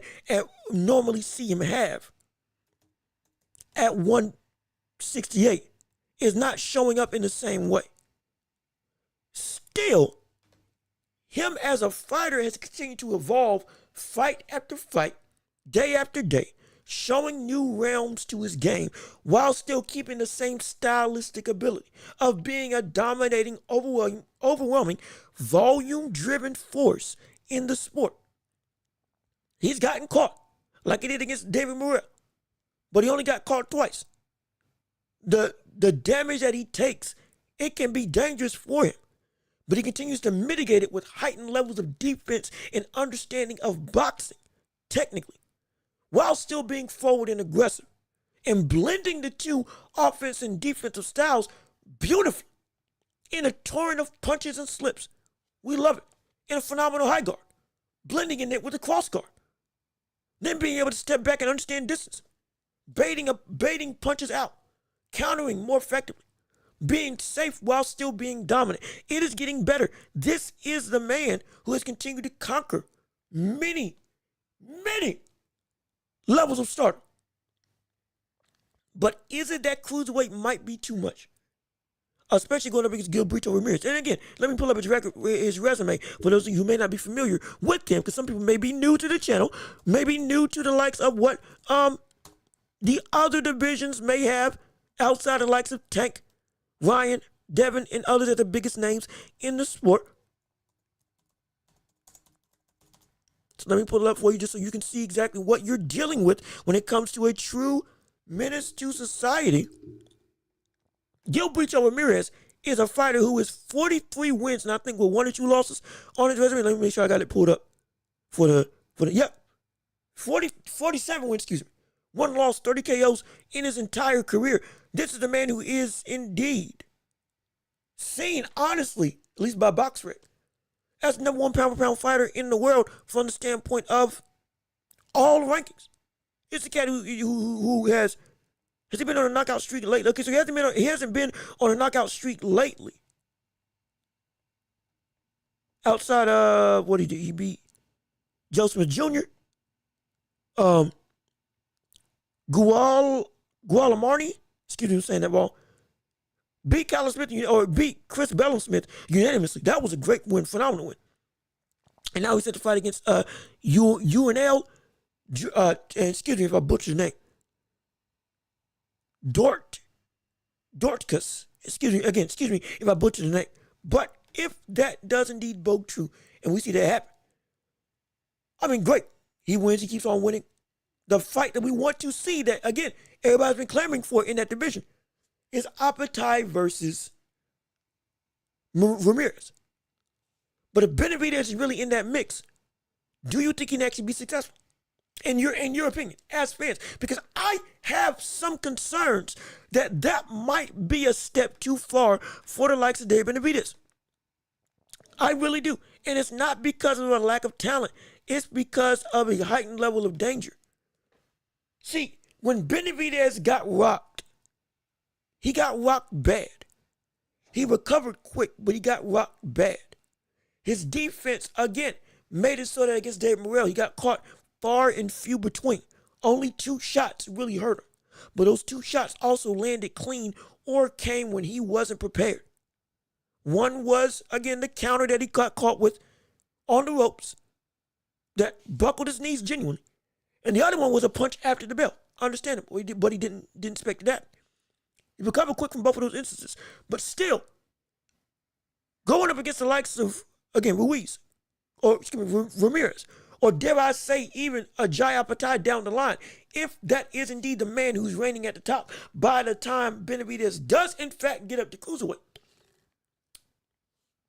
we're looking at a real concerning aspect that maybe, I don't want to say it's the truth because I want to see him succeed, but it might be a step too far for this man to actually be the dominant force that we've seen for the longest time. It's exciting. This is part of the legacy that we want to see. He is driving his own career. He is making his own way. He is forcing himself to consistently be great, which is something that we can't say for a lot of other boxers in the sport right now. He is on that same path like an Inoue, like a Canelo of old, like a Terence Crawford, like an Usyk. He's of that ilk. He should have been on the pound-for-pound list years ago. But he was robbed of opportunities that he deserved to get. No question. We're looking at a man who continually, even when we see his biggest deficiencies come into play, which is the lack of power and bludgeoning force, it's been his ability to consistently come up and be great on a constant basis, even despite having his biggest asset being as dangerous. It's incredible. But there is still a limit that potentially he's going to run into. How far is that limit going to be? And I think Cruiserweight might be that limit. I think it might be a step too far. I really do. I really do. And let's see. Yo, what's good? Boys, be quiet. Hey, man, glad to get back. What's up with you? How you doing? It's been a while since I saw your channel last time. We talked about boots or the Times Square card. Yep, that was the last time we did it. We did a live stream of, I believe, all of those fights. The Stanionis fight with Boots and the fight with T.O., Devin, and Ryan. Oh, we did that, and we talked about it a bunch on this show. So, hey, I'm glad that you're back. Glad to see you here. Benavidez versus Cejudo. I like the fight with Benavidez versus Cejudo. I like the fight with Callum Smith versus Yard supposed to be happening. That is also happening. I think that's almost guaranteed. I believe that's almost guaranteed. Now, this is probably going to be the last shot for Anthony Yard coming into the fight. Absolutely. Probably going to be the last time that we see Anthony Yard get a shot at real make-or-break stardom. If he loses this, it might be the end of his time at the heights or the high highs for the division in his career. But if he does win, and I think he can give Callum Smith some really dangerous work. But what is he going to eat? Because the thing with Anthony Yard, he hasn't changed at all. Even since the Arthur Benavidez fight, he hasn't changed as a fighter at all. He's been the same. That's not good. For all the power, for all the speed, for all the legitimate physical ability, and the talent that he does have in him, he hasn't changed or got elevated in all this time. If he doesn't do that, most likely he's going to lose, to Callum Smith. But let me see what people have to say. Collie Cole can't afford to lose today. I watched the fight back and he didn't do badly, but he can't lose this one. I prefer he get a KO even. Collie Cole wasn't that was the brother that got upset by who was it? I can't remember his name. He got upset by a tall brother in black gloves who knocked him down 3 times. And Cole wasn't doing badly until he did badly. And he couldn't recover afterwards. Later in rounds, he got caught, got hurt to the body, then got slower. Then had to essentially forego the guard just to try to survive and move around the ring. He landed some good stuff in trying to counter, but yeah. It's like, if that's the same brother I'm thinking of, yeah, he can't afford to lose. You are absolutely right about that. Hopefully we see him build on that level of success that I saw the last time out and be successful and play. Because again, he's a good fighter. He really is a good fighter. But essentially he's got to put it together. Sustained. He's got to be able to one, learn to clinch up. Not fight back, clinch up at times instead of trying to gun it out. Try to recover. It's okay to recover. He kept trying to fight back and be slick and elusive, absolutely. But sometimes you just need to clinch. Hold on for dear life. Let yourself make it through a couple rounds without taking a bunch of damage. And then go back into the fray and try to make something happen. That's what he should have done in that upset. But we're going to see if he learned. Absolutely. And so let me see. Appetite versus Cejudo is the fight I really want at Cruiserweight. No question. That's the fight I'm waiting on. That's the fight that needs to happen to get the definitive best in the world at Cruiserweight. Because right now, it's a toss-up. Jai Appetite is gaining a lot of notoriety. Cejudo's more experienced and has been, because by proxy of being in the division longer, has dominated more. We need to see what Appetite can do against Cejudo. Or if the older, more seasoned dog is indeed the dog to beat. And Appetite potentially still hasn't learned everything he needs to learn. Because there's still holes in Appetite's game. We can't lie. He'll still be there. While it's hard to counter the brother, he can be countered. It's hard to time the brother. He can be timed. There are some defensive lapses that if Cejudo was in the ring, there might be a semblance of he can do some real damage and put him in some trouble. Not saying it's going to happen. But that's the fight I want to see absolutely, so we can answer all of these questions. Let's see. I got news for Callie. Before his last fight, he had a kidney infection. Now, I did not know that. Hopefully, he's fully healthy in this fight. Hopefully. Preferably, he's healthy for this fight. And we can see the best out of him. And even if it's in a loss, if he performs well, even in a defeat, especially if it's a close fight, this may not actually be the end for him. This could be still a saving grace. He needs to show, at minimum, that he is indeed what we believe he can be.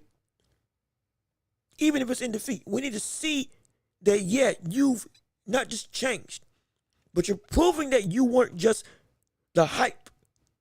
You're real. We can still book you in more fights. You bring entertainment. You're bringing something to the table that we can't ignore. We want to see that, absolutely. And so, yeah, we gonna see what happens. And seems like he wants to stay in America. Most likely home field advantage, quote unquote. So I wouldn't be surprised at that. I read the Ring Magazine article. Callie won't have any problems. He was sick, but didn't told anyone and was hospitalized. So okay, I did not know. Now, if he's healthy right now, we should expect to see the best version of him. Should. But if he isn't, but if we don't, it's again, saving grace. If he still performs well, even in defeat, no problem. But if it is indeed another similar fight to when he got upset with, then we have a problem. Then we have a genuine problem. But we all gonna have to wait and see. He hurt the tall Mexican, if he could do that while sticking moving in the 9th round, I can see him doing good. Yeah, no question. I can see him doing good. I can. And I just like we said with anybody, he's got to prove it. Yes, as long as he does his best. Many fighters who lost early and started to there are many fighters who lost early and still went on to dominate. You're absolutely right. No question. If you fight like Rigo did against Casemiro, Skull did against Canelo, or Shakur did against Santos, you should be warned for not trying to engage. Absolutely. If you still do it, they should take a point and agree that a disqualification. So this is a great opportunity to further delve into a conversation we've been having multiple times. The running rule. We've seen it.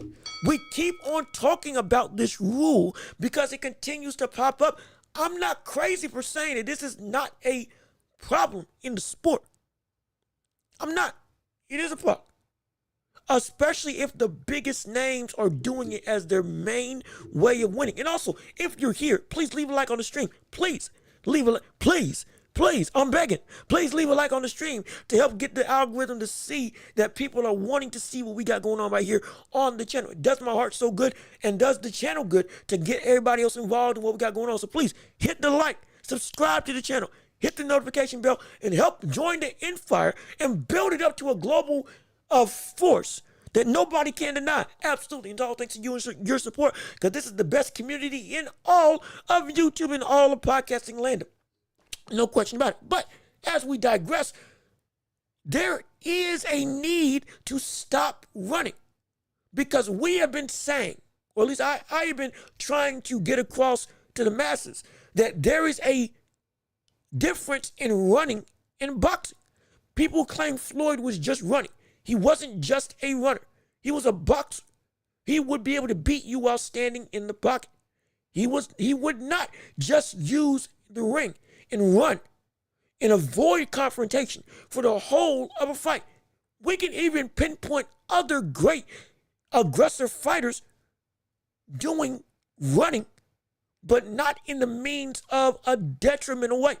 Sugar Ray Leonard would go, and sometimes he would take rounds off and not engage, recover, try to think of a new game plan or adapt, whatever the case he would be, and then the next round come out and still be aggressive. But he would not do that running or actively trying to disengage for the whole of the fight. That's the problem. We are not saying that you resetting or you taking time to go and change some stuff or taking rounds off using footwork, or excuse me, even beyond just taking rounds off, using footwork, using slickness and technical ability, being able to not get hit. We're not trying to penalize that. We're not trying to make that seem bad. We are not trying to take that out the sport. But what we are trying to do is make it so that we don't have that as the only way that you need to do to win. You still have to fight. You still got to fight. Boxing is a fight. It's a refined fight, but it's still a fight. You are still trying to damage your opponent. You are still trying to punch your opponent. You are still in the midst of danger. There are ways that you can be dangerous, even if you're not a volume or a detrimental puncher. Willie Pep.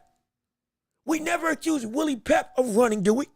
We don't accuse Napoleon Loche of running, do we? But those are two of some of the greatest defensive monsters we have ever seen in the sport, rivaling the likes of Floyd or Pernell Whitaker. They were the blueprint for what we see for them today, if I'm being completely honest. Willie Pep went around without landing a punch. But it wasn't because, he just couldn't be touched. It was because he was in the fire and used every single defensive trick. And while not even being aggressive, he was still in the heat of the fire and making his man miss all the time. Being able to slip and move, duck in and out, shoulder rolls, blocking, whatever guard you wanted, he could do it with. Loche, one of the greatest users of the Philly shell, Napoleon Loche, or Nicolio Loche, excuse me, would be able to go, one of the greatest users of the Philly show defense that we've ever seen. This man had 120 plus wins and like 5 losses in his career. And this brother was smoking cigarettes and alcohol, but was fighting about every couple of days against consistent dominant champions of his era. And he would be able to go through and slip, use the ropes. You close the gap, I'm here. Boom. Shoulder roll. Get the guard. Duck down again. Would posture his neck out at you. Slip, slip, slip, slip, slip. Walk you down with his neck out. Slip, slip. Stand in place with his hands to his side. Slip, slip, slip. And then be able to score. His defense was beauty because it was always in the midst of danger. It wasn't just running. There's a difference. There's a league's difference. People who try to defend Devin Haney for what he did on that night, or try to defend Scott, or try to defend what Shakur did to De Los Santos, that is not fighting. That is running. That is not boxing. That is not technical expertise. That is not you trying to be a savant or showing the sweet science. There's nothing sweet about that, because there's no science behind that. There's no science behind that. That's not what we want. That's not what this sport is. And so it should be. Absolutely. Dry turkey, you're absolutely right. You should be warned. You should be taking a point away. There should be a intention of engagement as a means to curtail that level of disdain. And it should be, again, there is a line. There's a proper line. You go too far into the extreme, now you make it so you take away somebody's actual gameplay. We don't want that. From the standpoint of, we don't want an actual slick boxer to all of a sudden get penalized for actually being slick. Legitimately being able to box well, but you're being miscategorized as running. We don't want that. We want blatant levels of you not engaging. Blatant levels of you trying to play it as safe as you can be. Intentionally trying to not fight. That's not what this sport is. Because like I said in the last show, if that comes into play, this sport will die. It will die. No question, it will die. It will absolutely die. And we can't have that. We can't have that at all. And again, and you're right, boxing at the end of the day is entertainment sport. No running rules seems to be the only issue with certain fighters, though. Like again, it's what Devin Haney's and Shakur's, people with that mentality of just trying to. And again, Shakur, it was only one fight with De Los Santos that he ran like he did. Absolutely.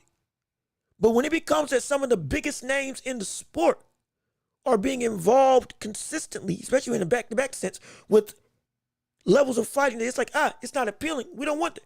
Now, again, it's not a black issue. It's not a black or white issue. It's a boxing issue. It's a genuine, outright boxing issue. We've seen black folks do this. We've seen white folks do this. We've seen all caliber of fighter actively try not to engage in some way, shape, or form that has been detrimental or made for a boring fight. The barometer is the intent, not the active. It's the intent, regardless of the person. Excuse me. So yeah. Again, Devin Haney, Shakur Stevenson for that one fight, William Skull are just the current poster child of that issue because it's the most recent. They're the most recent. They're the most recent offenders of that problem. But this is not a black issue or a race issue. This is just a boxing issue at the end of the day. And we want to nip it in the bud now before it spreads far and wide that other people don't want to take or want to take part as that being a willing and viable option to win. We don't want that. Because if it spreads and everybody starts doing it, regardless of race, the whole sport goes down. Again, it's not a race thing. It's a big thing. It's a whole thing. It's a whole thing. You want to kill the problem before it becomes a bigger problem for the rest of the world. Because then once it becomes an issue for the rest of boxing and everybody's doing it, it's going to be, well, shoot, I don't want to watch the fight. I didn't pay for this. I'm not taking my time out for this. Why care? We don't want that. We absolutely don't want that in the slightest. And so it's like it's a difference. It's a difference. It's a problem, and we can't make it. We got to make sure that it doesn't become a problem. And if you listen, I don't see people complain about Ryo running, Garcia, ex people, Hammer, Haney, Shakur, and Scarlett. If for the only ones complaining are also a certain type of people. Again, this is not a race issue. Just because we're seeing current instances on egregious stages is a problem that persists even deeper. That we just, again, because most people aren't exposed to it, they don't know it. But it's an issue. Let's not forget there's plenty of people on all races that hug all the time. There's plenty of people on all races that go to war. It ain't just the Mexican warriors that are known for going to war. Japanese brothers, they go to fight. Crawford, Spence, Sean Porter, Kell Brook. We can go. I can pick fighters from multiple different races, and they all show qualities of other people that we all say do the same thing. For the standpoint of, oh yeah, they are what we want or what we don't want in the sport. It is a real issue that is indeed a growing sport-wide issue. It's not a black problem. It's not a white problem. It's not a Mexican or Japanese or Chinese or any other ethnicity or race type issue. This is a sports-wide issue that will cause people, regardless of race, to be able to have a way to win that is not conducive to the betterment of the sport, nor the betterment of the fight, nor the betterment of their own careers. And if we don't stop that, we won't have that as a sport going forward. Like I said before, all the progress that we made initially is going to go and fail. All the progress that we made for 2023, the resurgence of boxing in the mind's eye of the more casual fan, it will all die if we don't stop this problem at its root. And we can't have it. We just cannot have it. And so, but let me see. I'm trying to make sure I keep on with the chat. But it's understandable why Shakur and Haney get hate. They one of the biggest boxers, and they do it all the time in the UK, but nobody really cares worldwide. And so, like, you have to understand, because the top people are doing it, and they happen to be at the top, we have to make sure that it doesn't happen again. We have to, again, in the UFC, think about it. UFC, we'll go back to another sport. Eye pokes, eye gouging. When we started seeing John Jones jabbing people in the eyes, though it happened on other occasions, he was just a more repetitive offender. But it happened more so than just him. But because your biggest star shined a spotlight on a problem that is actually going about more often in the sport, now you're forced to address it. Because it's been happening. It's just now John Jones did it. Oh, shoot. Hey, we can't let this slide. Because we got to make sure the people at the top, once they get to the top, don't mess up the image nor mess up the sport as a whole by going that route of trying to win. Hence, change the gloves. Again, over time, it was a process, but he was one of the catalysts for that process happening. So that's why we're saying, again, and we call out Devin Haney and Shakur because they do it. We don't call out other boxers. There's plenty of other black boxers that don't do that. Hence, we don't talk about them. Camille Moulton, a perfect example, who we want to talk about on the show, doesn't do it. Keyshawn Davis doesn't do it. Like Crawford, Spence, whenever he comes back, Daniel Dubois, Some of y'all say y'all want him to be more defensive, but he fights like a tank. Not Tank Davis, but a tank, a walking, literal tank. Because he just takes punishment and then keeps on moving. There's a litany of people that don't fight like that are black, and we don't talk about them because it doesn't apply to them. It doesn't. But anybody coming up behind Haney and Shakur, and they see them win that way, regardless of race, they will then take that same moniker. Everybody who is a slick fighter now went and took the Philly shell because they also saw Floyd be successful with it. And then the next generation of people across creeds, races, and ethnicities and fighting styles took up that same Philly shell off of his success doing that. And the mantra of business over legacy. They did that. Ain't a race thing, it's a standard. If the standard gets set and it's a bad standard, not saying Floyd's a bad fighter or he has set a bad standard for the sport of what it means, but in terms of the ones at the top dictate how the next era will potentially mold and morph. Your legacy is now what they reach for. What you were, they didn't try to emulate. If what you are emulating is bad, or the worst parts of what we saw about a fighter are being the things that are being emulated by the next era, that's not good. You want the good from them. You want the good from Floyd. Absolutely. You don't want the bad. You don't want everybody fighting UFC fighters for their 50th fight. You don't want money to overshadow the legacy that you should get. Though money you want to get paid. You don't want to avoid competition and wait them out from time to time. You don't want that. You don't want waiting for the fight to be just right before making the fight as your only means of getting major fights. You don't want that. That's what got emulated by a lot of the boxing public for the next era. And now we're getting out of that mentality into a more show me what you can do type era in boxing, which is good. But the precedent that was set, that we're getting out of, was set by somebody that was seen as the best of the best. That's why we want to kill this running in boxing now.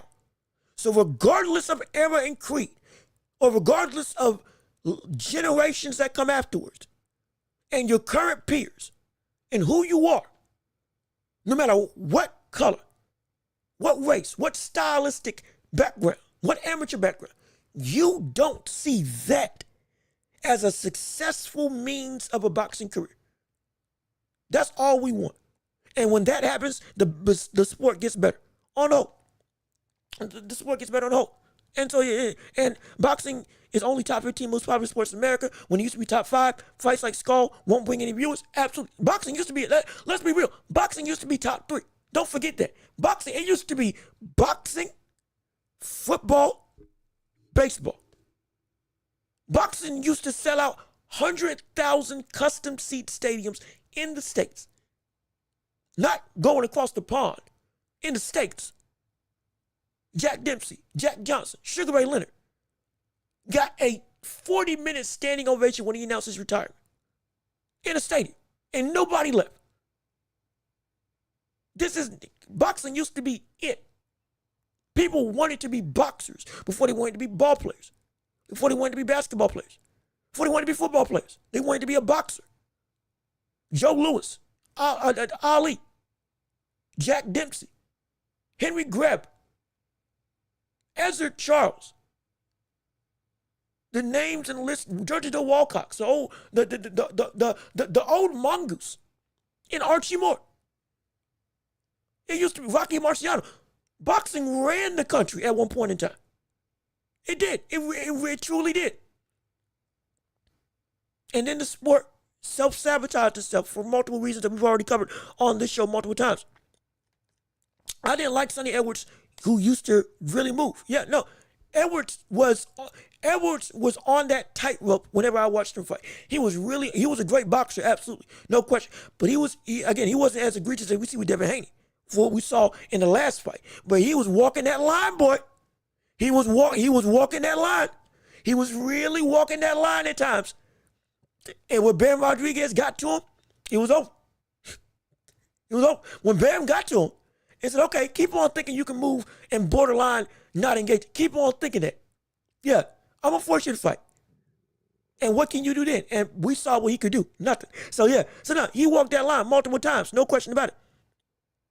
Wouldn't there also be a rule about cutting off the ring? Moves can be abused at the end of the day. Cutting off the ring is you actively still trying to enforce a level of engagement.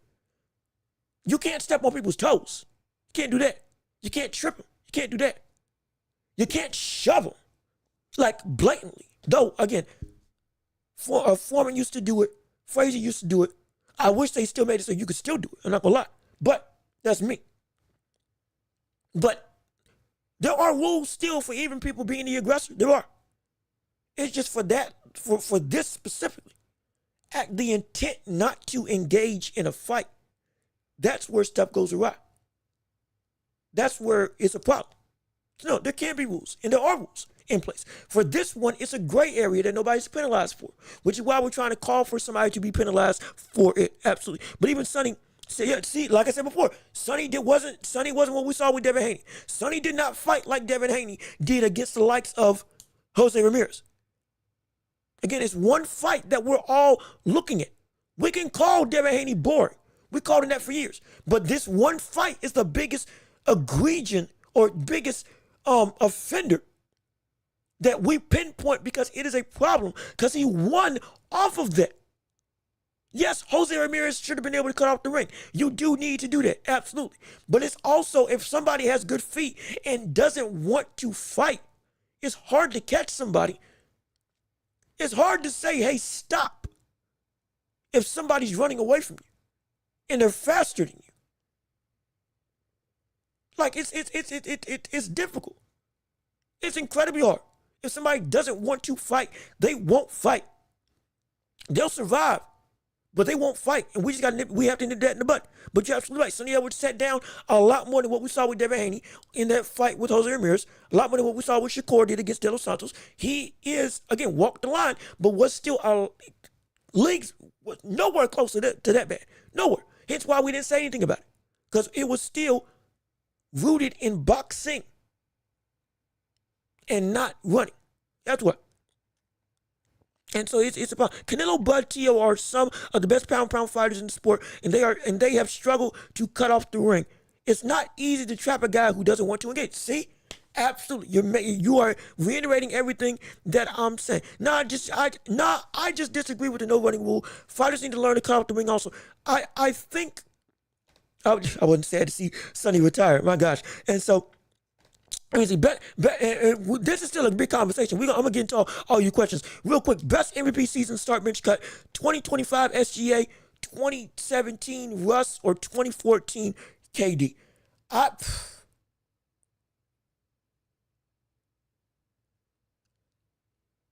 2017 Russ, I probably rank higher as the best one. Because he literally carried a squad that should not have made the playoffs to a 6 seed. Somehow, averaging a 30-point triple-double and genuinely doing everything. An historic season that deserved the award. Absolutely. SGA, I felt, didn't deserve it this year. I thought it was Jokic. SGA's award this year probably is the third on this list for me. Because also KD, when he won it in 2014, that wasn't just off the backs of a phenomenal season, leading the league in points again. He also, at that point, solidified himself as being on par with prime LeBron. And we were having talks with him off of that season. Who's better, Bron or KD at this point in time? And it was not an easy conversation to have. I think success-wise, SGA is having the most successful season of both of them. But also his team collectively is deeper. It is. And KD's teams were deep. Absolutely, absolutely. They got to the finals, no question, just like with this season. But I think SGA right now, this season's absolutely impressive, but there's a lot of dispute, especially off of his game, that makes people want to discredit it. I don't discredit it, but I don't value it the same as those other two, because those two put a stamp on a point in time in legacy that stood differently and were indeed, I don't want to call it more impressive, but they were, how do we say this? They were, for me, more impactful. Maybe it's a little bit biased, maybe so. Understandable. But this year with SGA, though he's averaging, again, was like 29, no, he's averaging like 35 and 6, just about. It's great, no question. Leading the team with the best defense and offense in the league right now, or best defense and top 5 offense in the league right now, to one of the best records that we've seen in a mighty long time, going on a run that we haven't seen of historic feat since the likes of MJ's Bulls. It's insane, no question. But I think those 2 seasons are better than SGA's this year. And plus, I also don't think he should have won it this year. And it should have been Jokic.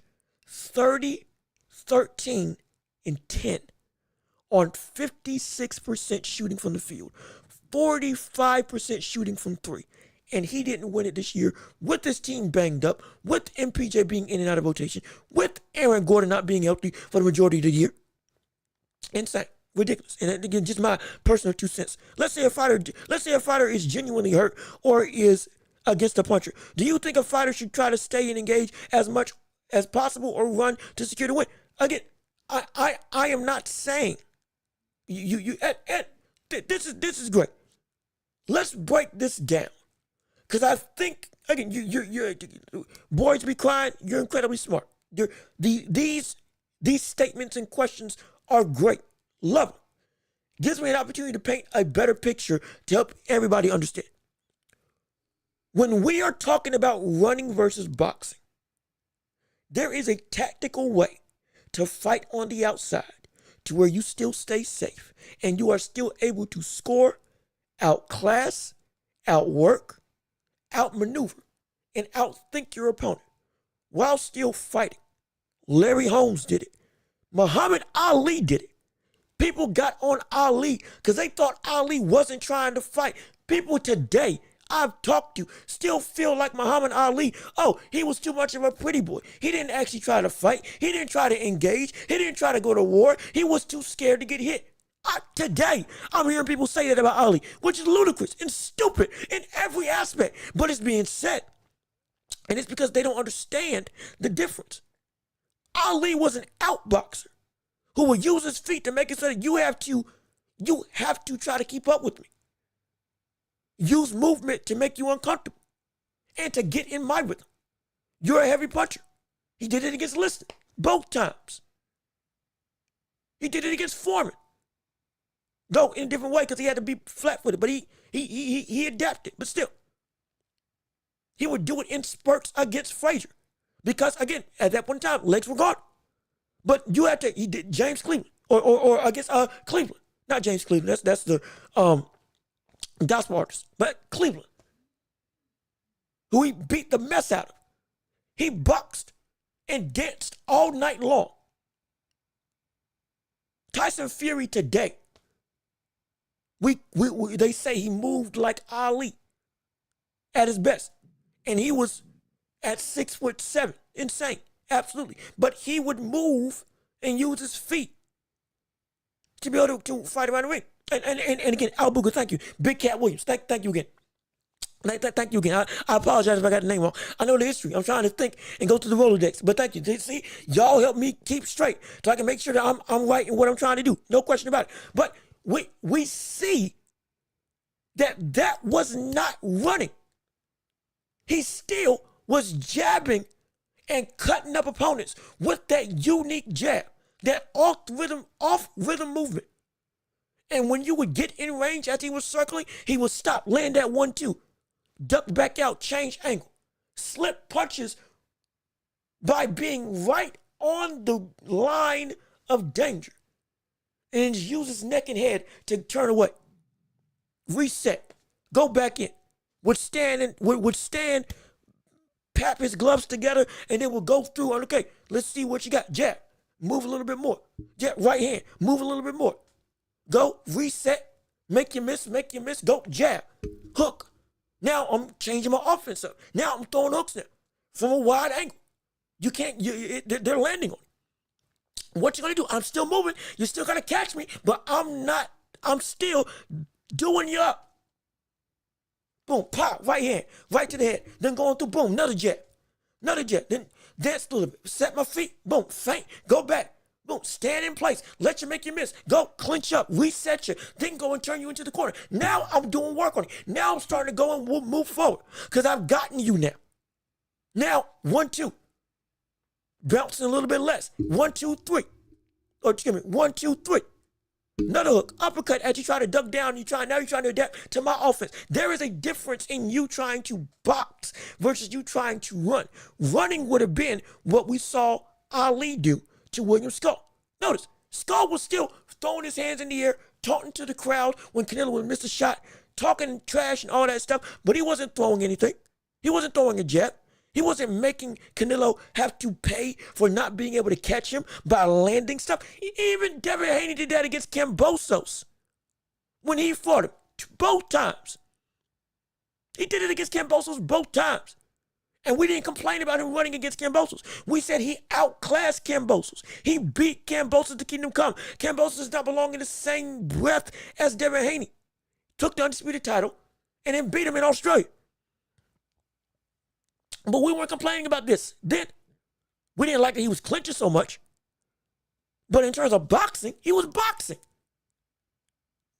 He was using his jab. He was landing and throwing against Kambosos. He was actively making Kambosos pay for the mistakes that he was making and forcing mistakes out of Kambosos to happen. Still being moving and elusive, but not actively trying to disengage at all times. That's the issue. It's not about you going up against a puncher and you can't hold your own. Oh, why put yourself in danger of potentially getting knocked out? We don't want that. We're not calling for every war to be a slugfest.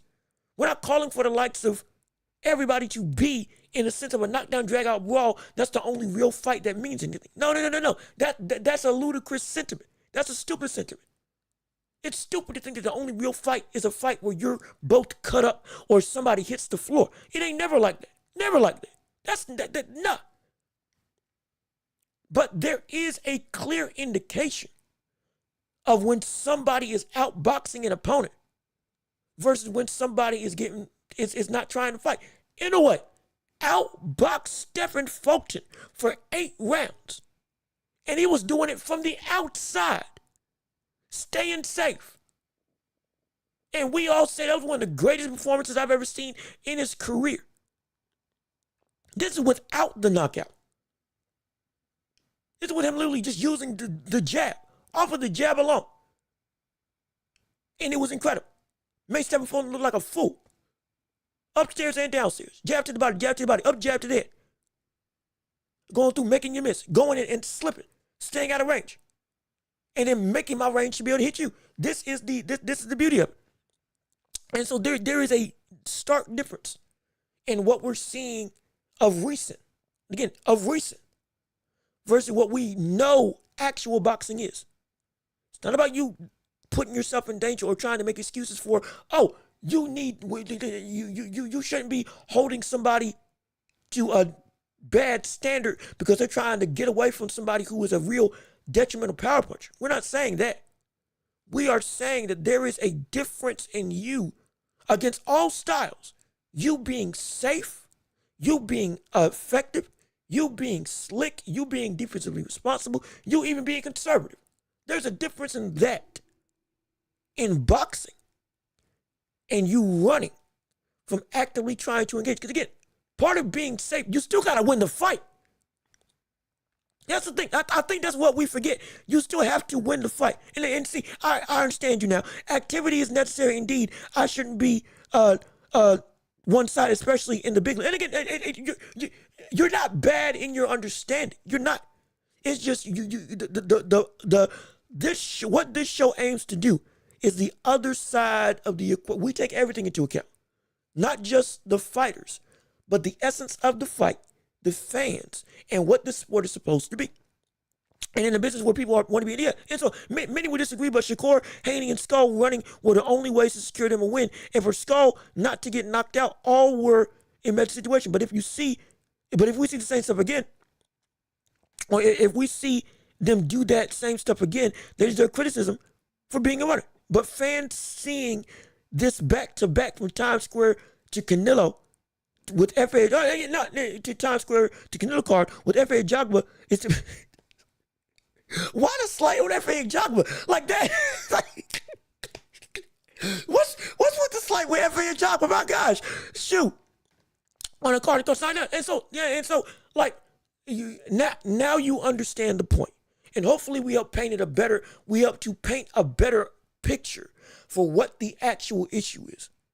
We are saying that with this recent string, there is a problem that can potentially arise that we can't have happen as the sport continues to get better and better. They are outliers, but they can easily be done as consistencies for the whole of the sport because people will always copy what they see works from the best of the best. We don't want that copied from other boxers at all. So we don't want that to be a consistent thing that can be praised. Running is the lack of engagement in your own right. It is not about you being safe from danger. It is about you not even trying to be offensive. You can't just be defensive and not throw. We marvel at Woody Pep winning a round off of not throwing a punch. He still punched for the rest of the fight and won definitively. We're not arguing that you can't be safe. We're arguing that you still have to fight on your end. It takes two to tango.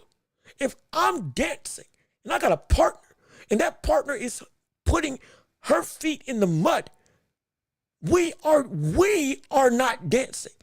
I am dancing. You are just a stationary byproduct of what's supposed to be a conducive waltz.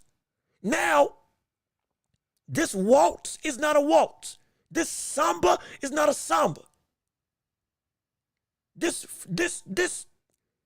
two-step, it's not a two-step. Because it's just me doing it. And this is supposed to be a dance. It's a beautiful dance of violence because it's two people dancing. That's why. One person dancing, guess what that's called? That's called shadow boxing. That's called training. One person dancing in the ring, that's called training. That is called you're putting in work. You're practicing. You're getting ready. You're not fighting. You're not even sparring. You are shadow boxing. You're not even sparring, you're shadow boxing. You're not even working the pads, you're shadow boxing. Because there's nobody else on the other end of the spectrum to do something to add to that dance. A fight is a fight because two people are trying to punch each other. If one person isn't trying to punch each other, if one person isn't trying to punch, what do we say? Yo, he doesn't want to fight. You ever walked out in the street? We all grew up as kids. We saw fights in school. When a kid wasn't trying to fight and somebody was still punching him, guess what we said? Yo, stop bullying him or her. You're being a bully. You should go to jail. You are acting abusive. It's not a fight because he or she is not trying to fight. They are not throwing back. They are just trying to survive because you are going and trying to hit them. They don't want to hit you back. So don't hit them at all because they don't want to fight. Break it up. You're doing too much. You're acting like a punk. Why are you beating up on somebody that doesn't actually want to go and engage with you? What's your problem? That's what the rhetoric is when you go about it in school. If you're in school or if you've been in school. That's what it was. You didn't fight somebody who didn't want to fight back. No. Because if it's a real fight, two people got to say, yeah, I'm swinging with you. Then we say, hey, everybody else, back up. Let them do what they do best. Let them do what they need to do. But not. If somebody was just punching somebody and somebody ain't throwing back, we don't call that a fight. We call that either somebody getting jumped or we call that somebody's being a bully. We don't call that a fight. Same thing applies to boxing. If you ain't punching back, you ain't fighting. You're not fighting. Worse than just you're not boxing, you're not fighting. People can fight and not box in boxing. That's the thing. People can fight and not box in boxing. There's plenty there's plenty of fighters in boxing that don't box. Daniel Dubois, perfect example. Deontay Wilder, perfect example. He's a fighter, brawler, but he ain't no boxer. But he boxes. But you can't be a boxer and not be a fighter. You can't, because those two are intertwined. You can't separate that. And if you're trying not to engage, you don't need to fight. Hence, you don't need to box. Because the only way that you can box, you have to fight. You have to. You have to. And let's see, that Bakoli versus Evan fight was horrible. Everyone expected the two African heavyweights to get a KO. Didn't want to see that rematch either. Everyone beats Bakoli at this point, TBH. Now, see, Bakoli, here's the thing. Bakoli was coming forward. FA used slickness and defense that I didn't know that he had. It still ain't great, but it was more than I expected. That fight, though it wasn't what we expected to see, it was a lot more exciting. That was one of the better fights on that whole card for the entire weekend. It was. It was unexpected, but it wasn't just a slugfest. Ajaba was indeed trying to do some nuanced stuff, but he was still throwing. They were both still catching each other. They were both still like landing heavy shots on each other. It wasn't the knockdown drag-out ball that we expected or that we wanted to happen. We did expect and want to just see fists flying. And I expected Bakoli to beat him, no question about it. But that was nowhere close to as egregious as what we saw for the rest of the weekend. That, ironically enough, was one of the highlights of the card. That was like, man, I'm actually pleasantly surprised. Because we saw stuff from Ajagba that I didn't think that he had. And we still got a great fight. Now we know what Bakoli needs to fix, which is his own footwork. Because notice, Bakoli tried to corner F.A. Ajagba when Ajagba started using his legs, and that brother nearly rolled his ankle. That brother was low. He went low when he felt. He about shook himself up when he was trying to cut off the ring against every Ajagba. So now it's like if he can learn some footwork, hey, now we got ourselves actually another potentially engaging fight, at least for me. But I understand if it wasn't your cup of tea. I get it. Sergey, how you doing? Good to see you. Thanks for tuning into the show. We're glad that you are here. Again, we're doing 3 shows a week. If you're here, leave a like on the stream. Please leave a like on the stream and keep on sharing the show with anybody that you know, so we can keep on building up this empire and getting people engaged in the conversation. This show is a Friday show. We're doing this every week, at least the best that we can every week from now on, because you all voted on it. And every single time we do it, this is going to be dedicated to you all. More so than what I have on the docket. You fans drive this show. You all drive the conversation. You all drive whatever we got going on. I still got agendas and plot points that we can pick up, but it's you all making this show the best that it can be. And so, the whole show is a championship round for y'all to say and do whatever y'all want to do. No question about it. And let's see what other people say. It was indeed not as bad as other fights, but I had expected Bakoli to knock out FA or FA to win on points.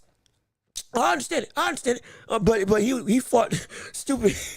He fought stupid Sanders the most. No, I get it. I understand. It was a understandable curveball from what we thought that fight would be. And if it wasn't your cup of tea, I get it.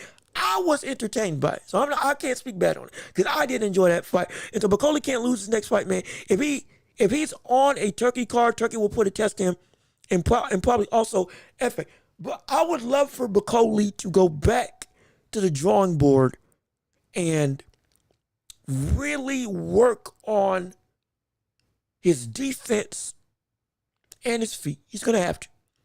Offensively, he can do some great stuff. He was doing some great stuff on F.A. Jabba. He had F.A. Jabba hurt or in trouble a couple times. The issue is he can't, when he gets you in trouble, he's great. When he can corner you, he's phenomenal. If you get on the ropes and he can keep you there, he can do some real damage. He can. But the issue is, against people that can actually have a level of movement, there is a problem. There is a problem. And to a degree, the speed that I used to see, I'm not seeing as fervently anymore. Why that may be, I'm not sure, but there needs to be a drawing board moment. Take some smaller fights. Go, not just be more active, but go through and fight tomato cans. I said the same thing with Deontay Wilder. Go back and retool a little bit. Take some lower level competition. Get better. Get some easy knockouts, sure, but train different stuff about you where you're deficient, so that when you do get back in the ring with the likes of an F.A. Jagba, who I thought was vastly below the likes of Bacoli, who Bacoli should have beaten. He should have beaten. You can actually handle him with ease. That's what we need. We know you can take a punch. We know you got a good chin. The body attack don't really affect you. It is the movement that really affects you. You work on your ability to be more limber. You can dance all night long with your hips, but buddy, you need to be able to use your feet. You do that. Now we got ourselves a conversation that you can really turn into something better. If not, then he can't afford to lose again. Yes, but it's going to be, he's going to lose again. He's going to lose again. Yeah, because if Bacoli and Wilder fight big names while having obvious flaws, they may get a bag, but only for a short time. Worse than that, they'll get knocked out. Worse than that. It's worse than that. It'll be the last bag. It'll be the last bag. Bacoli has a longer rope than Wilder. But Wilder and Bacoli are in similar veins where they are in trouble. They are. They can't let it slide to where they make these mistakes again. They can't. If they do, it's going to be a litany of damage. And they will never get to the top of the mountain of being a potential champion that they want to be. This is the importance of going and to some degree taking easy work. This is the importance of taking easy work. Because easy work at times is not just you fighting below your level. It is you making sure that you are built for the next level. We've talked about Tank Davis and how he is not fighting up to the caliber. That's not what we're talking about in this same situation. We are talking about fighters that need to go back and they need to go to easy matchups where they can go and use what they are trying to learn in a low-risk environment that can still get them a highlight KO or a highlight performance and make it so that you are able to be better. So by the time you get back up to the ranks of real competitive fervor, you look like a different fighter and you're built with a different mentality. Dubois did that same thing after losing to Usyk. Built himself up, beat Jermall, beat Jarrell Miller, beat Hrgovic, then knocked out Jarrell Miller, knocked out Hrgovic, then knocked out Anthony Joshua. If he didn't go through that string, he wouldn't have knocked out Anthony Joshua. He would have lost. He would have lost. But he took steps to regroup. He took steps to make himself better. And he's the most recent example. But there have been others. Anthony Joshua on his own accord. Went and fought Robert Elenius. Before that, fought Franklin. Then fought Francis Ngannou. He won against Franklin. He knocked out Robert Elenius. And then he knocked out Francis Ngannou, who had just taken Tyson Fury the distance and arguably should have won that fight. At least on my metric, should have won that fight. At worst, should have been a draw. Then, by the time he got to Dubois,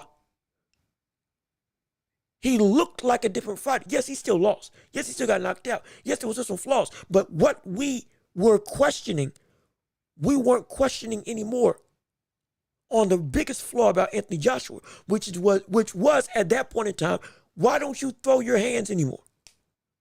Why are you so scared of getting knocked out instead of actually using your offense? Now, it's a different question with why can't you blend your offense and defense together like you used to? You gave up one for the other. But at least in the retooling of his career, he became confident that, yeah, I can throw. That's at least the bare minimum that we asked for. I can throw. I'm not scared of getting caught. He was scared of getting touched against Usyk, against Ruiz again, against James Franklin. Even to a degree against the likes of Robert Elanus. He was scared to get caught. Then he fought Dubois like he wasn't scared to get caught. Now he got caught, but the fear no longer was there.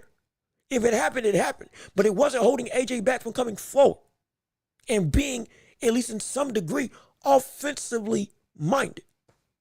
He gave up defense, which is, again, another big problem. But that's a new problem. The old problem did get fixed with AJ thinking like the AJ of old, which is, I'm the baddest brother here and can't nobody mess with me. That's all we wanted from AJ at a minimum. Now, the process of blending the two to put AJ back together, that's what we're waiting on now.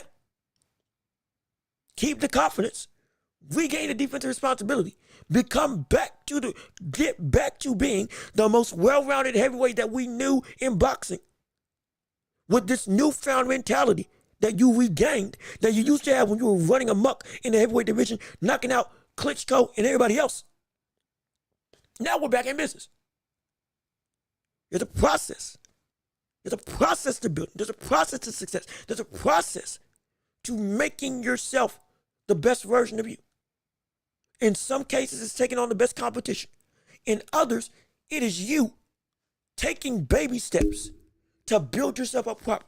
Mike Tyson didn't win the World Heavyweight Championship at 20 without going through 16 fights of carefully curated opposition, slight elevations, avoiding certain people, and honing what that peekaboo style was taught by Customado up until you're ready. And then blew up, conquered the world. One of the greatest heavyweights of all time, point blank period, no question. Greater than some people that accomplished more than him because of how genuinely, when he was at his best, near perfect he was. As a technical fighter, sublime. Sublime, the likes of which we've rarely seen him in heavyweight history. That's what that's all. And with Bacoli, same steps can potentially apply. Amazing. But that plant card is looking nice, man. Looking forward to Yoel Ramirez, or Yoani, excuse me for saying it wrong, Hernandez, fellow Cuban versus Carrion Davis. That's going to be a good fight. In fact, let me see who else is on that card real quick. Let me do a quick check on the Caleb Plant card. Because we've been highlighting just the hold on, wait a minute. We've been highlighting just the card, the main attraction, not the whole. Let me bring it up real quick so I can make sure I can talk about it properly on the show. Give me 1 second. I'm loading. It's loading up. It's coming. Okay, yeah. So Isaac Lucario versus Omar Valenzuela. That's gonna be a really good fight. That's actually gonna be a really. That fight might actually steal the show. Omar Valenzuela versus Oscar Lucario, potentially. Hernandez versus Carrion Davis. This is going to be. But actually, I don't know who wins this fight. Shoot. I don't know who wins this fight.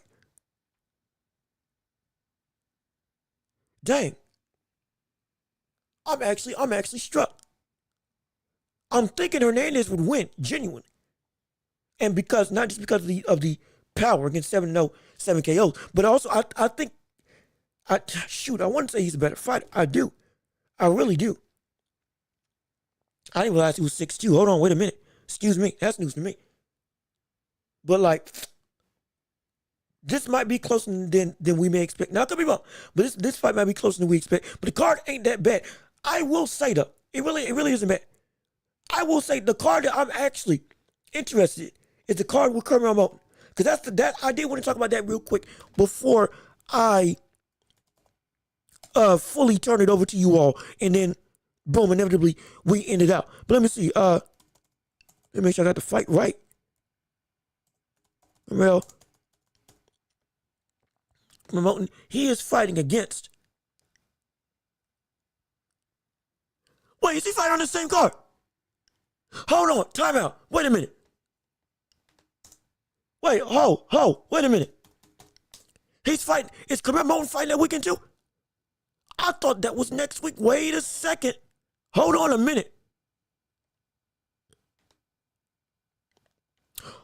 Oh, he's fighting on the undercard. Oh, shoot.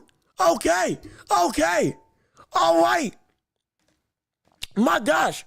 Hey, wait a minute. Wait a second. Now that, oh shoot. No, that's great. That's good. That's exciting. I thought he was fighting on a different card down the line. I didn't realize he was fighting on this card, on the undercard, for the likes of Charlo versus Rosita. I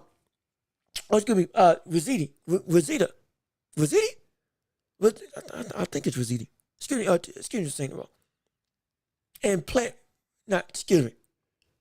Charlo versus Lamana, and Plant versus Rositi and or Ramirez. Excuse me if I get the name wrong. But I did not realize he was fighting on that card. Shoot, listen, I'll be waiting 50 minutes. In about 50 minutes, the morning weight Canelo and they all weighing in about 50 minutes. Oh, the morning weight Charlo, Plant, and Rosita made it. Okay, so that's good. Breadman also said, Breadman says Ioane is possibly on something because he got a thick neck with a small body, and that carry-on will stop him. Both fighters ain't no punks, so it's going to be interesting. Was Carry-On Davis the brother that fought Benavidez at 160 before he moved up to 168? Tell me if I'm remembering correctly. I'm not exactly sure. Was it Carry-On Davis or Kyron Davis? Yeah. So it was Kyron Davis that fought against Benavidez and got beat. He got some heart. He got beat up, but he got some heart. Absolutely. So this is going to be interesting. And he's more experienced. But whether that power of Ioane, that's going to be something serious though. It's a toss-up for me. I'm interested to see. But yeah, so it's true. So it is true. So Moulton does fight on the same card with the likes of Plant and Charlo. That's good. That's really good. That's phenomenal, actually. That's actually phenomenal. Because I wanted to talk about Moulton. I did want to talk about Moulton. And I want to get your fans' opinion. And please, if you're still here, leave a like in the chat if you're still, again, don't want to be a broken record. Got to do this self-promotion. Leave likes in the chat if you like what we got saying. Keep on commenting if you want to engage in the conversation. The floor is yours. It's still the championship rounds for the whole show. We're going to do this every Friday. And y'all drive it, absolutely. But Carmel Moulton, I did want to discuss him. Moulton is a big rising star in this sport. Currently undefeated. Currently a very athletic, a very pressure-driven, multi-dimensional offensive fighter. They got thudding shots. I mean, really thudding shots. And looks sharp. And it's getting better. But I do want to ask you all, how far along do you think Carmel Moulton is going to go or going to get to, even as a rising star, before he potentially gets put in some real danger? Because already I'm seeing this cat get caught with shots that I am so scared. I'm so scared for. I'm petrified. I am petrified for Carmel Moulton, even as a star. Because Carmel Moulton, this man, as great as he is, he gets caught so much. So much. He gets caught so much. I mean, it is like, by the grace of youth and the grace of God, this man's still staying up. But this man has gotten tagged in every single fight I've seen him in. Belligerently, aggressively, almost without care. And it's like, and it is such a detrimental problem that I want to see this man thrive. I really do. I want to see him succeed. I really do. I know he can be one of the biggest names in the sport as he can, because he's a fan-friendly fighter that is indeed growing and flourishing and adapting and learning. But he is so behind on what should be defensive responsibility. And he is so attuned to trying to not just knock his opponent out, but trade with whoever he throws with. Trades with everybody. He's trying to master being able to time anybody before they throw a shot and beat you to the punch. It's one of his best weapons, but it's also one of the weapons that he is getting beat to the punch more than I would like to have happen, especially at this young age. I don't know if this is going to be a star that might be sustainable. I'm really concerned. I really am. I'm really scared. And again, I want to hear your thoughts. But as great as Canelo Moulton is, we can't overlook this brother. If he gets, we've already seen Abdullah Mason with the league's better defensive responsibility get tagged twice and knocked down twice. Schofield get put in trouble. He's more defensively responsible. Yes, he's only 7, 8 fights into his career. We understand it. Absolutely. He's still learning, still growing, still adapting as a fighter. But there is still a sense of danger and urgency that needs to be taken on Canelo Moulton. Because though he is one of the people that Floyd Mayweather has himself said, this brother's going to be a star. Though he takes a lot of investment from Tank Davis and applies it to his own game, he's taking damage that can potentially be a bad source of danger as his career continues to unfold and can potentially shorten this brother's career. I don't want that to be the case. But that's what we're looking at. That's what we're looking at. And I don't say this, I'm not saying this for other young fighters.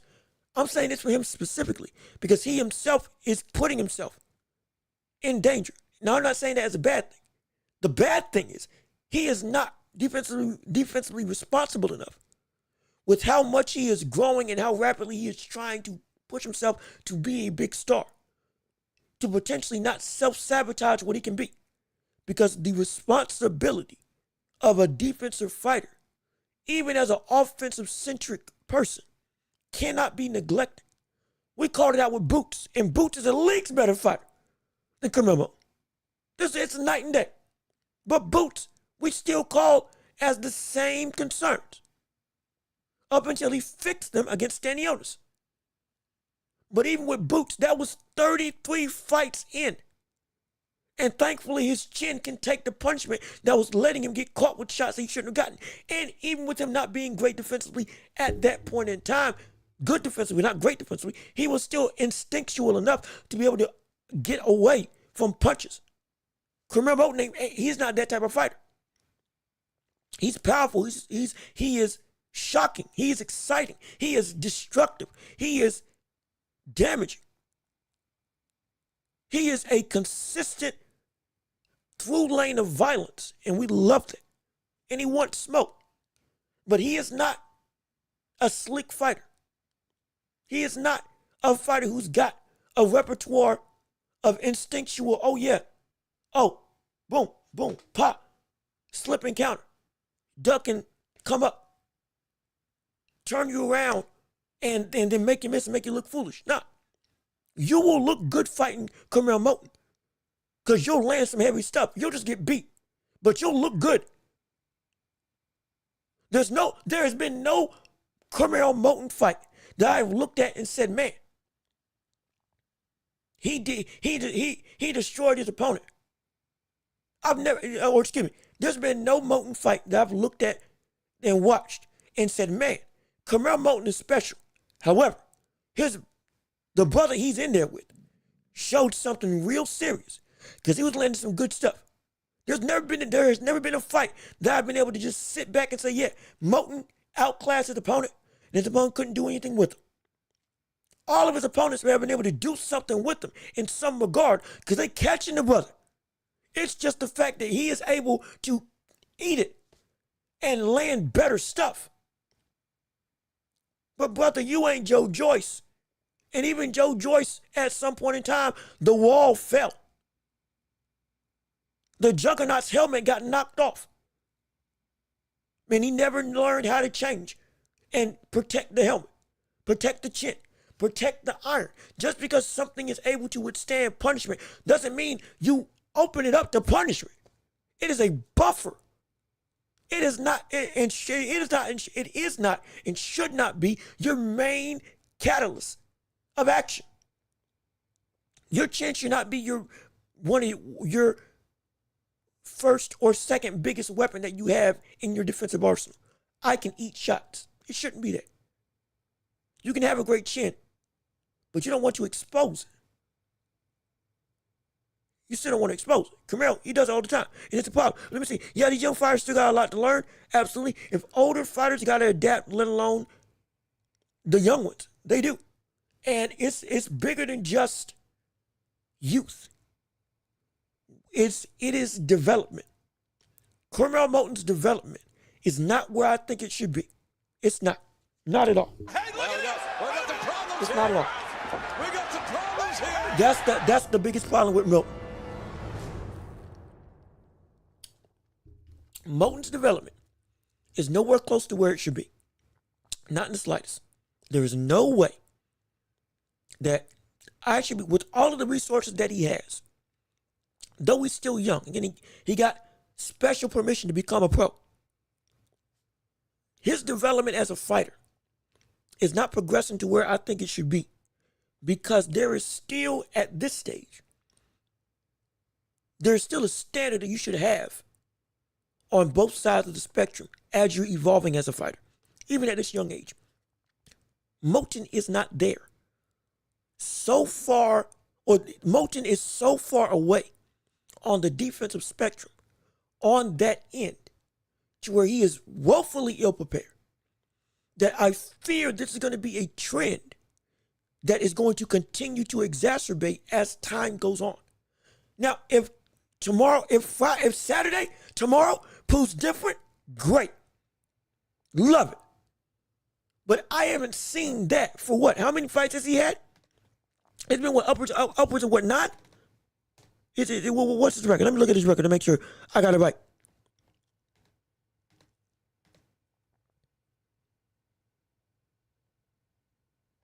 It is. Okay, yeah. So it's 7-0, 6 KOs. And mind you, this same brother, amateur record, 61-3. And so it's like he's had experience. And he's been able to, again, be dominant. The power, the excitement is all there. It is the issue of development at the pro ranks. Though he is 18 years old, I understand. There is still, with that much amateur experience, I should not be seeing this much volatility at the defensive spectrum, even at this low level.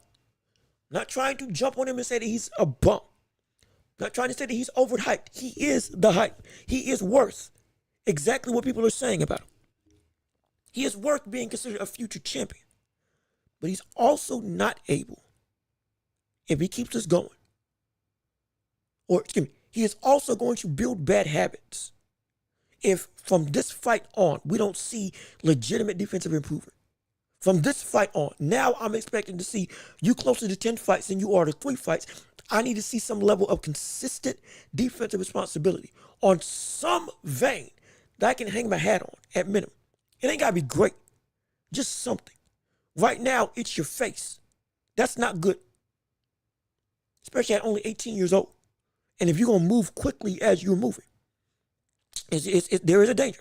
There is a danger. Canelo Moten's opponent is 5'11", and Canelo himself is 5'7". It's going to be an interesting fight. It will be. I believe, in fact, Canelo Moten is 5'4". Canelo ain't 5'7". He's 5'4". At lightweight. And so at 130, he's 5'4". And so he ain't tall at all. His opponent, his opponent's here 6 feet tall. Now, that will lead, most likely, to we seeing Moten understand and utilize the body attack. We're going to see him almost assuredly in a shown development in switching up his offensive level changes from body to head. We're going to see, we better see Him being able to work to go in, use his speed, and slip past punches and then open up to the body and to the head. Using straight rights to be able to land on a taller opponent. And take advantage of what's most likely going to be a lack of head movement. Not just hooks being thrown, but legitimate straights. Looping shots to be able to reach the tall tree. Chopping down the branches by continuing to attack the body. And landing thudding shots off of the inability for the opponent to recover once he throws his own shot because he's so long. That's what we expect to see. I'm expecting a knockout. And I'm expecting it to be done in a way that is indeed polished. More polished. And in fact, more nuanced. Because that's what Canelo is capable of. It should be that you turn that height advantage into a weakness if you're Canelo. And you're able to make it so that you can counter that brother in the pocket. And you force him to then be able to now, oh shoot, I got to deal with this fire. And you take hold of the inside reins. That's what we want to see. That's what I'm expecting to see. So I'm expecting a knockout in roughly I don't know how long the fight is. But whether it's 8 rounds, 6 rounds, or 10 rounds, I'm expecting the fight to end by knockout. And at least round 6. It better. Because it would if we see the body attack truly be apparent from Canelo. And if he does, I'm excited. You're going to see something special, absolutely.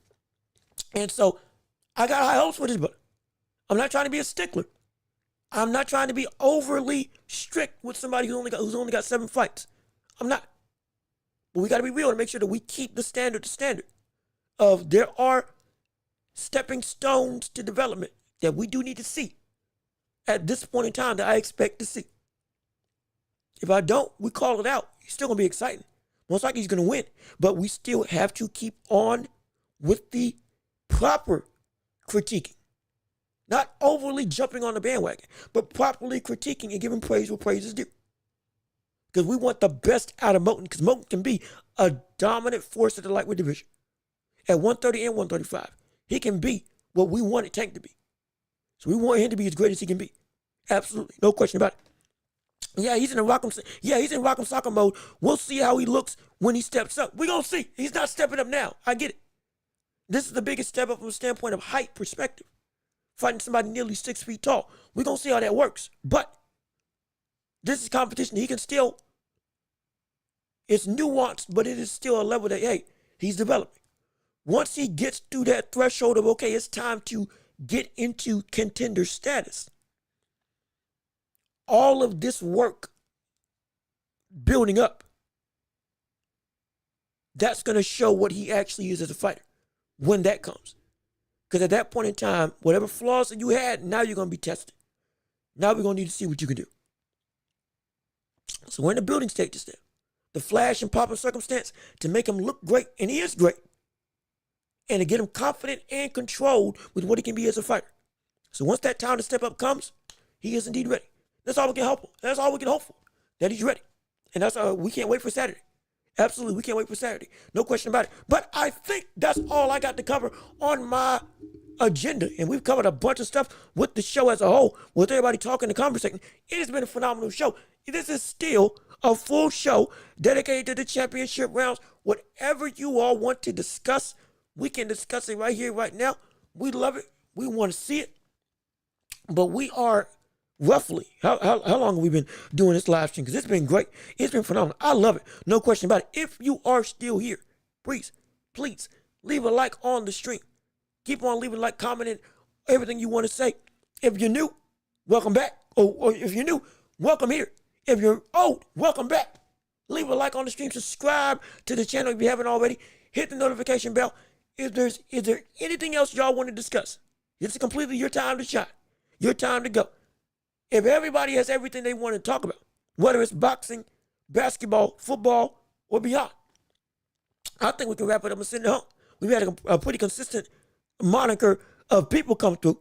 It ain't been bad at all. And so I think this is great. But I think we can wrap it up unless somebody else has anything to say. So we'll give it 30 seconds. Ho, ho. Where's that button? Where's that button? Where's it at? There we go. We'll give it I don't think that sounds. I think it's like 15 seconds. I don't know how many seconds it is, but we'll give it to you. Anything else? Anybody else? Anybody got something they want to say? Anything that they want to do? Last call. Last call. It's available. It's available. There we go. That's just making sure. Who you got in Game 6 right now? Well, we got the Pacers and the Knicks who have been able to survive. Ironically enough, from the depths of despair, when this team looked like they were going to be outright gone. It was about to be bad. It was about to be really bad for this team. Yet now, they lived to fight another day. Somehow, some way dominated the Pacers in this team. Finally got their win. Not just got a win. Finally got themselves into this series. It's 3-2. They going back to Indiana. Brother, they take this. Oh, gosh, Indiana better be scared. Indiana better be scared. I got the Knicks winning. Lord willing, I got the Knicks winning. I need them winning this series. And it's two things. Because Cat playing dominantly. Jalen Brunson, again, being consistent and successful. And the rotations of the Knicks actually staying consistent with the movement that we see the likes of the Pacers use, which be able to kill everybody. Now, they might have found a window to be able to be successful. And Cat's playing big. Cat's playing like a dominant 7-foot behemoth that he is. He's still shooting threes, yeah. But that 24-point explosion that he went for in the fourth quarter, it kept on translating into this game. The consistency and the domination of forcing the issue, forcing the size mismatch, forcing the paint. Like I said, this is a battle of grit and grind versus pace and space. The Knicks being grit and grind. The Pacers being pace and space. The Pacers having the fastest offense and the most prolific offense in the NBA right now. The Knicks having one of the slower offenses in all of the NBA. This is essentially a battle of who can control the game. The biggest problem, more than anything, is if we see Jalen Brunson slow down the flow of the offense for the Knicks to a point that now it becomes stagnated. Even with them winning their last game in New York, they still had a situation where when Brunson sits, they get better collectively. When Brunson's on the floor, if he ain't scoring, there's a big problem. Now, most of the time, he is scoring. He's coming up clutch, hitting buckets and turnaround fadeaways, getting to his spots, finishing at the rim, getting fouled, all that stuff. We love it. But at the same time, when he's off his game, but he's on the floor, there is a level of stagnation that the rest of the Knicks offense seemingly can't get out of. OG Anunoby can't get in this flow. Bridges isn't able to be the real Swiss Army knife of an offensive player, both on the outside and driving to the hoop, and with the mid-range that he's been able to show when Brunson ain't there. Josh Hart doesn't get the same level of catch and shoot consistency. It's not the same. There's a problem. Couple that with Mitchell Robinson still being one of the biggest catalysts for this team being able to be both defensively and offensively in the game, getting offensive boards and being able to be the rock defensively. With him on the floor, if you get in trouble, he turns into a liability because foul trouble. Hack-a-Shack or Hack-a-Mitchell. That's what happens, and it's a problem. There needs to be a synergy to where you don't lose anything in terms of offensive flow when Brunson's on the floor. They figure out that in a more consistent way, they can take this game to 7. And they can win. They can win. They can win. They can absolutely win. But I got the Knicks. Come on, Knicks. Orange and blue skies. We repping New York. Timberlands and and puffer coats galore. Oh, we're making it happen. I'll make a bacon, egg, and cheese just for the game. Shoot, I'll do it. Add some pepper to that, a little bit of onion, a little bit, for me, a little bit of Swiss and cheddar cheese. We'll make it happen. No question about it. I will wear ski mask, fur coats, Cuban link chains. I'll do it all. But to rep this team. Because for this playoffs, I'm a Knicks fan. I'm a Knicks fan. I can't lie. I'm a Knicks fan. Gotta make it happen. I need to see it. Because, New York would implode. And that's all I'm waiting on. Just for New York to go asunder. Just to make it happen. Oh, gosh, that would be so insane. And so good for the NBA as a whole. But again, if that's it and that's all, I think we got to go. I think we need to get out of here. We have been up here nearly 2 hours and 50 minutes, nearly 3 hours for the first official Friday segmented show. This ain't bad. This ain't bad. This is pretty good. Thank you to those who stayed. Thank you to those who kept on coming in and then coming back out and then coming back in into the show, leaving and returning just to peek and see what we got going on. We appreciate it. And with all that being said, this has been another episode of The Welch Report with me, your host, Jean-Luc Welch. Thank you so much for tuning in and listening to the show, watching The Welch Report on YouTube. Don't forget we're available on every podcasting platform imaginable. Apple, Spotify, you name it, we're there. Rate us 5 stars when you see us and when you listen to us. Share the show and share the podcast with everybody that you can. Leave a like on the stream. Comment your thoughts and opinions before you go. Leave a like on the stream before you go. Subscribe to the channel and hit the notification bell and hit all notifications so you get to see what we got going on every time we post. And share the show with everybody that you can so we can keep on building up this empire together. This has been a phenomenal week. Get ready for the weekend. Get ready for Plant versus Charlo. I've been Jean-Luc Welch. Y'all have been wonderful. Peace and love. We are out of here. Yes, sir. We're going to see you all next time. Now, I do also have to say, I won't be able to live stream the Charlo fight this weekend. I'm sorry. I know. It's a shame. I'm sorry. Got some stuff I gotta do, so I won't be in this to be able to stream. But we will talk about it on Tuesday, and we'll keep with the same flow that we've always been doing. But again, thanks for tuning in. Thanks for showing up. Be safe. Be blessed. Have a phenomenal end to your work week. Phenomenal Friday.